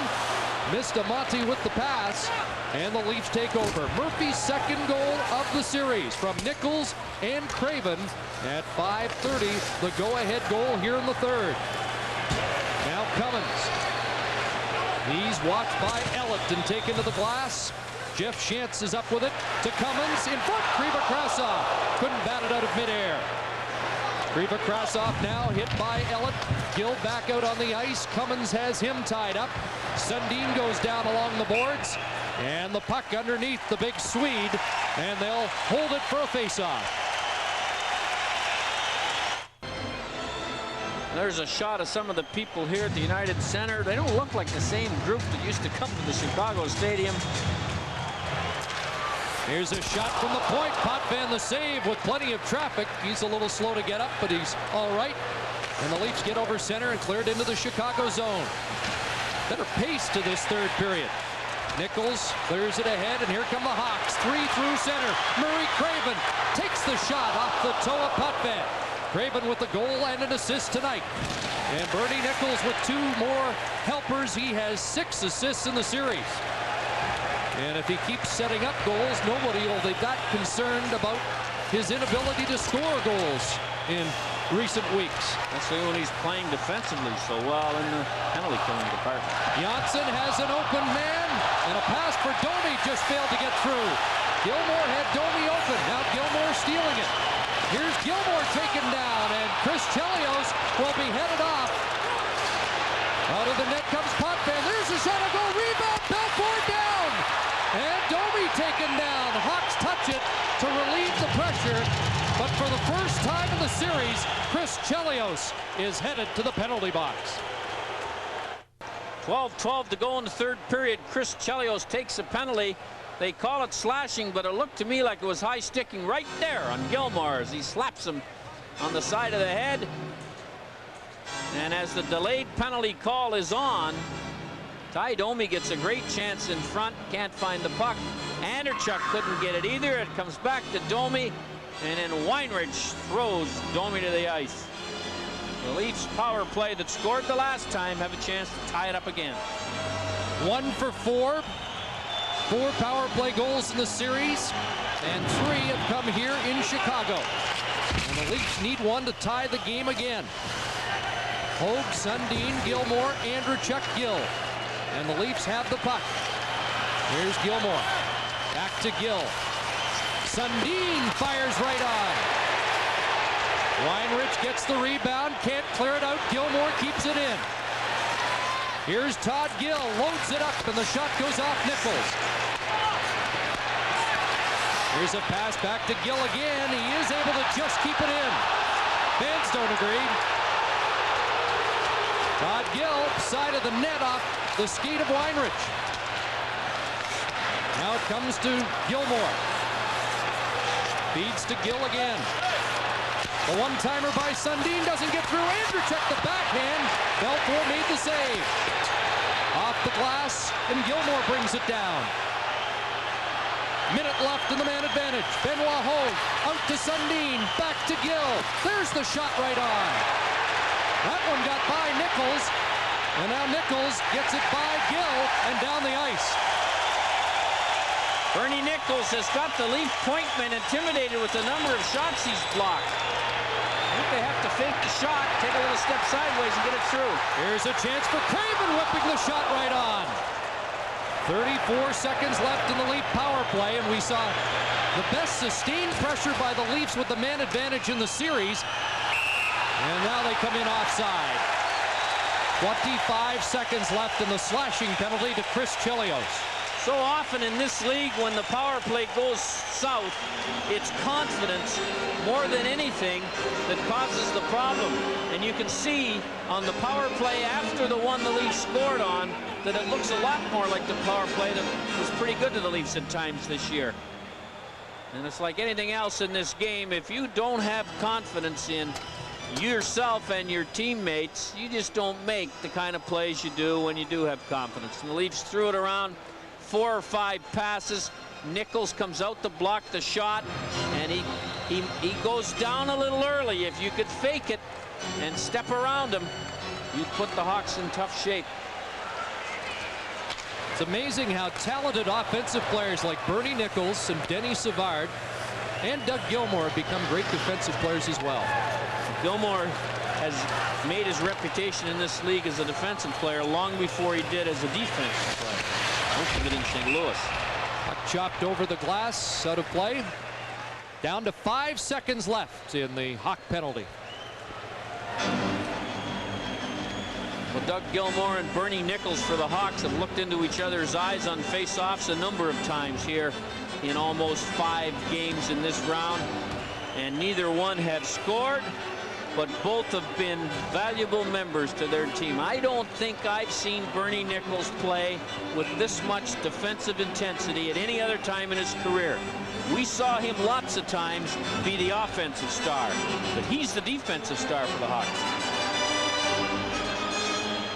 Well, I'm sure the year under Jacques Lemaire helped polish his defensive work. Face-off not done properly, so they'll do it again. My guess is on that one, if the linesman thinks the puck didn't get to the ice before somebody touched it with a stick, he calls it an unfair draw and blows the whistle. Let's see if that happens here.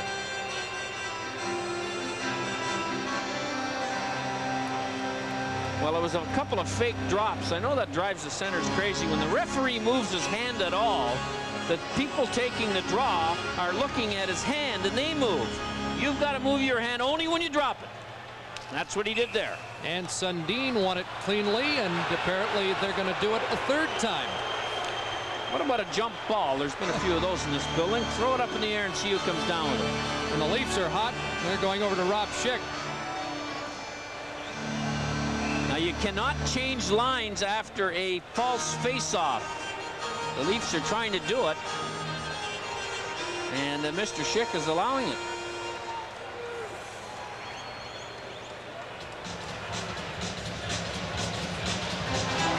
And Darryl Sutter doesn't seem to mind. He's going out. The Leafs changing their defense pair.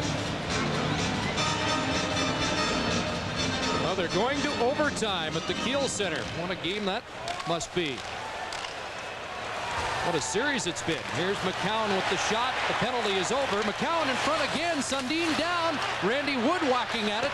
Steve Smith up the boards, and Bernie Nichols up to Chelios. It's a 2-on-1 Hawks. Here's Brent Sutter firing it. Rebound goes over Chelios, and the Leafs start back. Ridley to Gill. Here's Randy Wood moving in with Todd Gill the shot, and that goes off a leg to the corner. Sundin drapes Smith against the glass, and the puck comes out to center ice.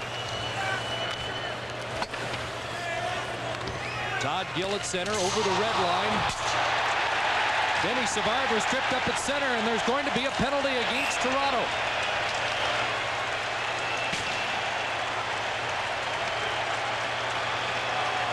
I did not see who's going to get it. The guilty part looks like Matt Sundin on the way to the bench. Will take this penalty. 9:27 to go. Not a great move by a rather intelligent player. Sundin. And there it is, a check on Savard on the way to the bench. Bernie Nichols, as we've mentioned a number of times, has blocked a dozen shots in this series. So Sundin in the box. And we'd now like to welcome viewers of Vancouver and St. Louis to the United Center, where the Leafs tied it early in the 3rd period. on a goal by Dave Andreychuk on the power play, but Joe Murphy restored the Hawks lead.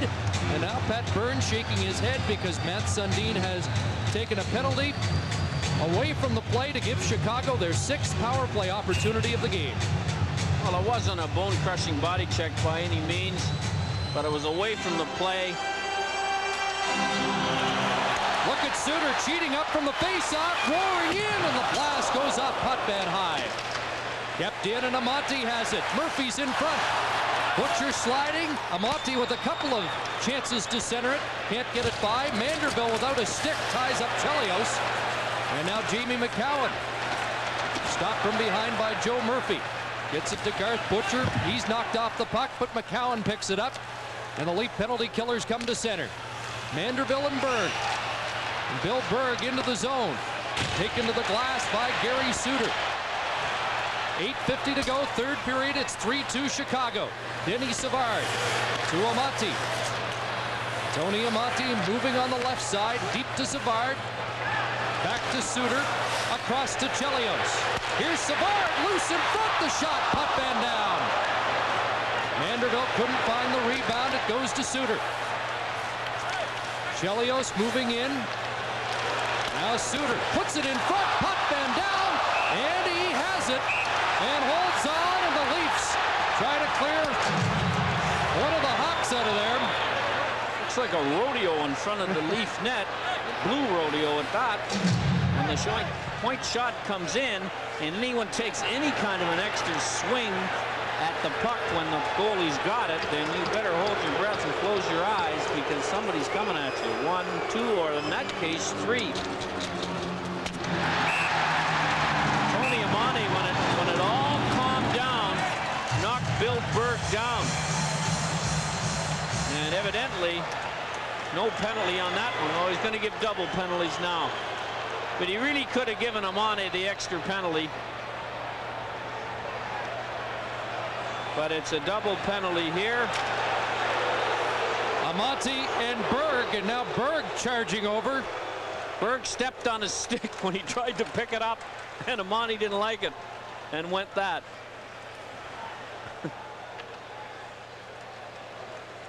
Here's a good play from the point. We know Gary Suter's got a great shot, but when the man's in front of you, you step sideways a little bit and just wrist it by him, and it nearly ended up being a goal.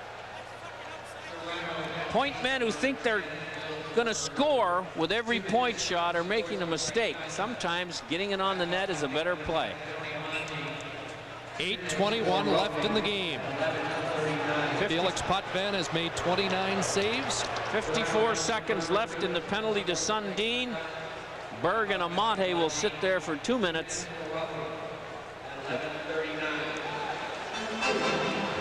Craven, Amati, and Murphy, the goal scorers for Chicago. Sundin scored in the final minute of the 2nd period to give the Leafs some life. And then the power play goal by Andreychuk, which briefly got the Leafs on even terms. Hawks with a 3-2 lead, trying to take that lead in the series. Gary Suter. Down low it goes, and Nichols returns the pass to Suter. Nichols with the shot off Craven's stick wide. Jeff Chance out. Gets it back to Suter again. Nichols challenged by Wood. In behind the net it goes. Craven leaves it for Chance out in front. Wood's there. Pass Suter down the ice. Hawks have time for one more rush. 20 seconds left in the penalty to Matt Sundin. Chelios turned back by Andreychuk. Bernie Nichols with it. Up ahead to Chance. Now Butcher chasing it down behind the net with Andreychuk. Butcher trying to get it by Nichols, who's been everywhere, and now Andreychuk gets it, and he clears it down. Penalty's over. Sundin back on the ice. 7:20 to go, 3rd period. And it's 3-2 Chicago. Hawks 0 for 6 with the power play tonight. Puck sliding down, no icing. McCowan goes back to get it. Gets by Brent Sutter. Just got by Graham, and now Brent Sutter takes over. Sends it in for Graham. Graham tied up.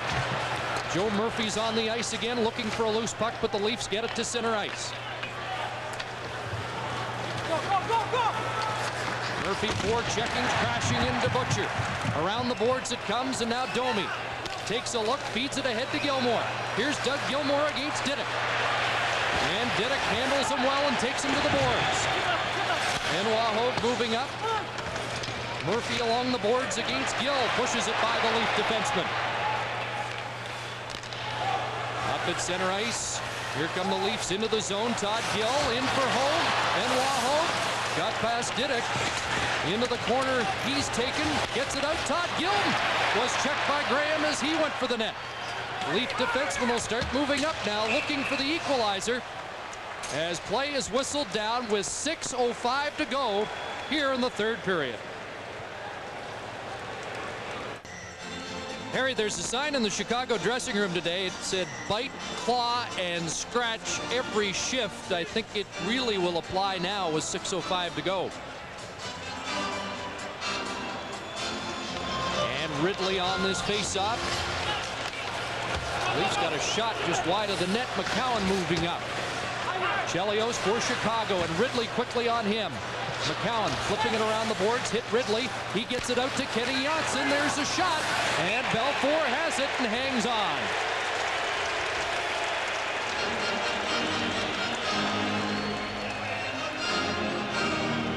Kenny Janssen's done a nice job tonight, playing in his second career playoff game. He gives the Leafs a little offensive imagination back on the point. Risks the shot past the Hawk left winger. But the Leafs didn't have anybody in front of the goal to cause any problems for Eddie Bell. Another big face-off for Bernie Nichols. Hawks have a big edge in shots. Here's Sundin with a shot from the face-off, and Belfour stopped that centering play by McCowan.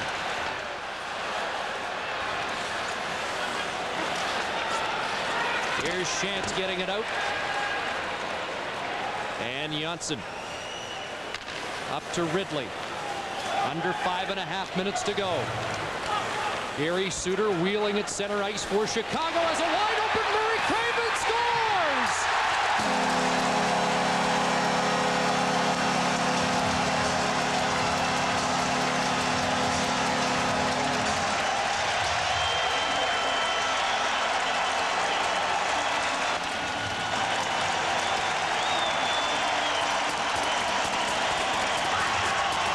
A lovely pass from Gary Suter to Murray Craven, who stepped between Janssen and McCowan to get in alone on Potvin, and Murray Craven puts the Hawks ahead 4-2 with 5:19 to go on a shot that Potvin got a little bit of, but not enough. Suter and Chelios have not been nearly as obviously effective offensively tonight, but Suter made a great pass to stick Craven in the clear. So Murray Craven, who was +3 in Game 4, has 3 points tonight. His third goal of the series from Gary Suter at 14:41 restores Chicago's 2-goal lead. Now Randy Wood in the corner. Gets it to Berg. Berg looking for DiPietro, and Denny Savard on him. Here's Wood down low, trying to come out in front, and Belfour down, makes the save, and Berg falls on top, and that'll draw a big pile up. I don't think Berg had any choice where he was going to fall. He was knocked down.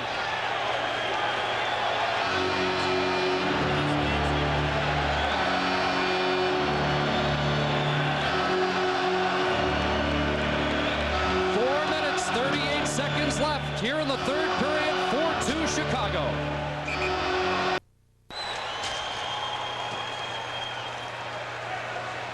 Mike Kitchen talking to Pat Burns. Perplexed looks on both of their faces as the Leafs are trying to climb up a fair-sized mountain without a lot of time to do it. From the face-off, Andrechuk got a shot on goal. McCowan drifts one. Gilmore at the side of the net. Centering pass broken up by Chelios, and the Leafs will turn it back in. Here's Gilmore. Doug Gilmore tied up by Suter. Domi takes over, drops it back. McCowan trips the shot in. That hit Brent Sutter, and the Hawks clear. Leafs applying some pressure with Gilmore, Andrechuk, and Domi. McCowan back to Kenny Johnson. Looking for Domi. Couldn't reach the pass. And Chelios back out to center ice. Under 4 minutes left. Third period. And Chicago up 4-2. Todd Gill sends it in. Andrechuk awaits on the far side. Directs a shot at Belfour, and he'll cover with Gilmore buzzing around that net again. Belfour complaining at the extra attempts by the Leafs to stuff the puck clean. That's Lou Varga, the trainer of the Hawks. They had a very rough charter in from Toronto Saturday night right after the game, as there were tornadoes all around O'Hare Airport, Chicago. I asked him if there's any damage done, and he said nope. When we landed, we had to change one spark plug and 30 pairs of shorts. Been a smoother ride tonight for Chicago. Gary Suter one-on-one with Doug Gilmore. Suter's much stronger than you think, and here's an example of his strength, that he carries an elusive Gilmore into the end of the rink without getting a penalty. A couple of old Calgary teammates who used to do that in drills day after day. 3:44 to go, and the fans were chanting Eddie, Eddie after that last save. That's not what they were chanting after game 2 here, when the Leafs took the opening games of the series at the United Center. But Belfour's been great in the last 3 games. Shots are 32-25, and here is Bernie Nichols moving into the Leaf zone on the backhand. Nichols right in, and Potvin made the save. Benoit Hogue turning ahead to Ridley, and Todd Gill moving up. Sundin off the bench, moving in. His shot doesn't get through, and the Hawks clear it down the ice. Andrechuk touching it with 2:54 left. But there's going to be penalties given here. Didick and Sundin are going for 2 minutes. There's the slash by Didick. And then the old return slash right there. And referee Schick gives 2 penalties. And that really hurts the Leafs, because you're taking away their most dangerous offensive player for 2 of the last 3 minutes. So we're going to be heading back to Toronto for game 6 on Wednesday. These games are taking a familiar appearance now. 1-goal victories or losses, plenty of physical play, and excellent goaltending at both ends of the rink. A lot of Hawk jerseys in the crowd. More in this rink than most rinks. And I'm sure we'll see a number of Leaf jerseys when we go to game 6 Wednesday night. Not long ago, you saw very few of them in rinks. Gilmore in front of his net, and now he'll lead the Leafs through center ice. And offside is the call. Of course, the sale of merchandise has become vital to the financial success of NHL teams in the 1990s. The 1994-95 figures for merchandise: #1, no doubt about it, Anaheim. I don't think that surprises. 2, Florida. That's a surprise. 3, Hawks. 6, the Leafs. 26, Washington. 7 teams will alter their uniforms this summer to some degree. Why? To increase sale of team products. It's become a very important subsidiary business to the sale of seats. And I'd suggest 2 of the best uniforms in the league on display in this game. Here's Gilmore taken down at center ice, and Gary Suter moving it back. Johnson on Suter. Suter in front for Graham.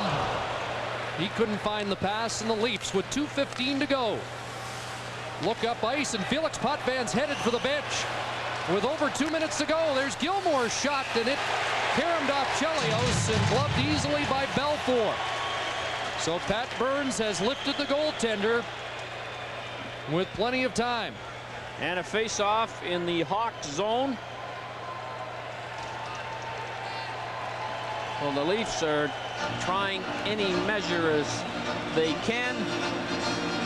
The shot went off Chelios and right into the glove of Balfour. And then Chelios puts his arm around Doug Gilmour to say, isn't this fun, the Stanley Cup playoffs? And Harry, we're told that Cliff Ronning has scored for Vancouver tonight. So the Canucks regain the lead in that series. That was in overtime. That'll be the winner.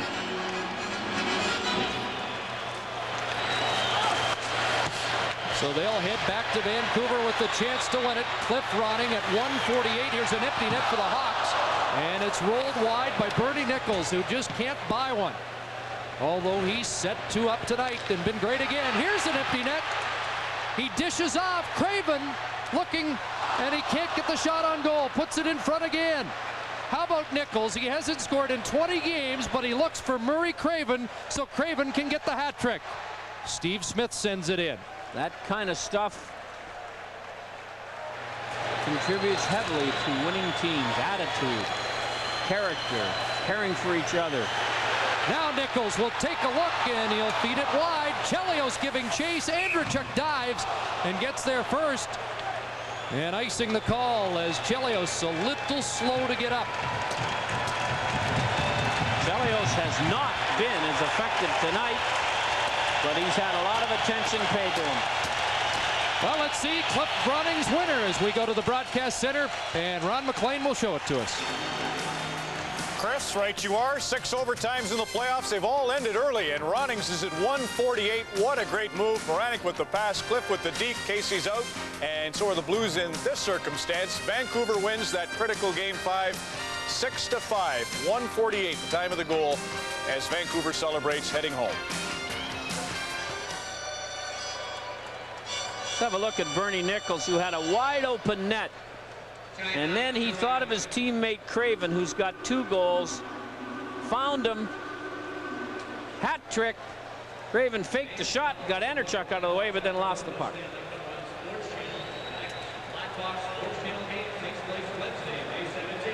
Well, it's been a dynamic duo tonight.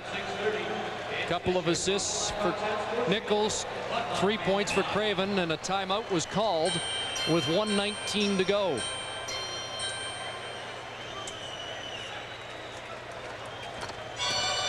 Well, there's lots of players who qualify for some Molson 3-star votes. You're looking at 2 of them right there for the Hawks. Craven 2 goals, and Nichols a ton of ice time, and quality ice time at that. Nice play by Gill to keep it in. Now loses it, and Denny Savard pushes it ahead.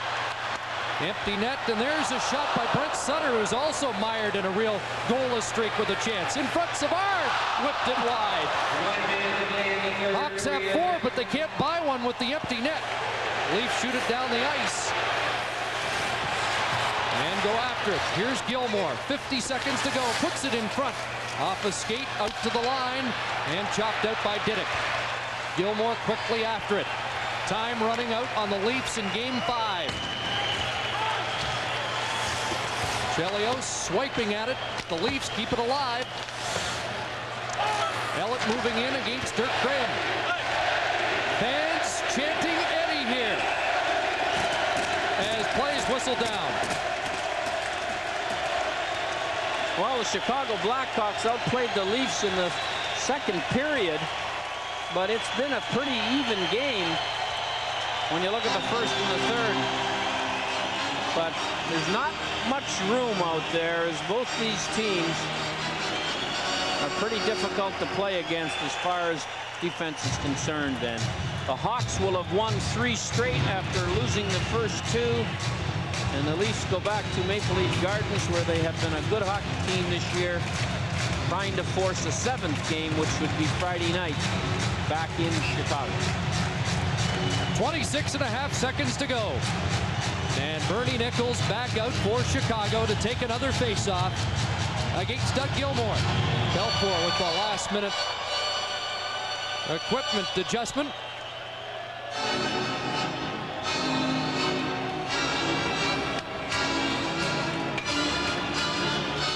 Now we're ready. Gilmour wins the faceoff. Sundin lost control of it. Graham chips it away. Here's Dirk Graham with the empty net. And he hits the side of the net. Nichols centers. Murray Craven maybe with one last chance. No, the Leafs come out. And it's Andrechuk with it. 9 seconds of this one. And it's going to end 4-2 Chicago. They lead the series 3-2.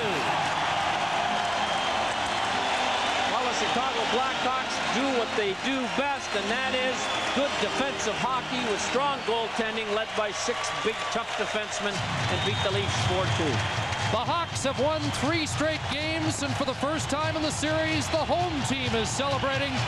Bernie Nichols and the Hawks, 4-2 winners in Game 5 of this Western quarterfinal. The 3 Stars are next.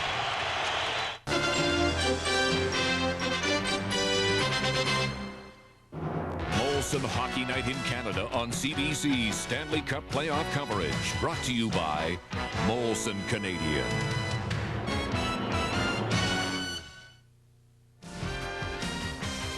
The Hawks win it here at the Molson 3 Stars. Bernie Nichols with 2 assists and great defensive work all night. Doug Gilmour for Toronto comes up with a big game, and Murray Craven 2 goals and an assist to round out the 3-star selections. The final, Chicago 4-2 to lead the series by 1, bound for the Gardens. Let's go back to the United Center for some thoughts from Chris and Harry. Chris? I want to get Harry's final thoughts because the Leafs tonight get a power play goal. They do a great job of penalty killing, usually 2 great signs that you're in business in the playoffs, but they lose again. Well, it was anybody's game. I mean, 4-2, I don't think indicates the play. I think the Leafs play a lot better, Chris, when they score first. I know their record during the year shows that, but they can settle into a more comfortable mode when they do. They're not a team that's built to come from behind. And here in Chicago, that's what they tried to do, and they caught up but couldn't stay up. We focused early on Doug Gilmour tonight. He seemed to get more ice time than we've seen, and he seemed to be more dangerous tonight. Yeah, he played his best game. There's no question about that in the playoffs. He's been maligned for his lack of offensive statistics.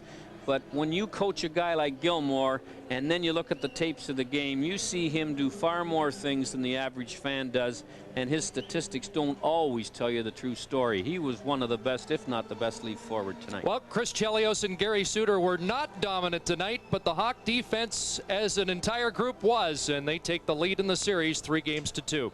Let's go back to Ron.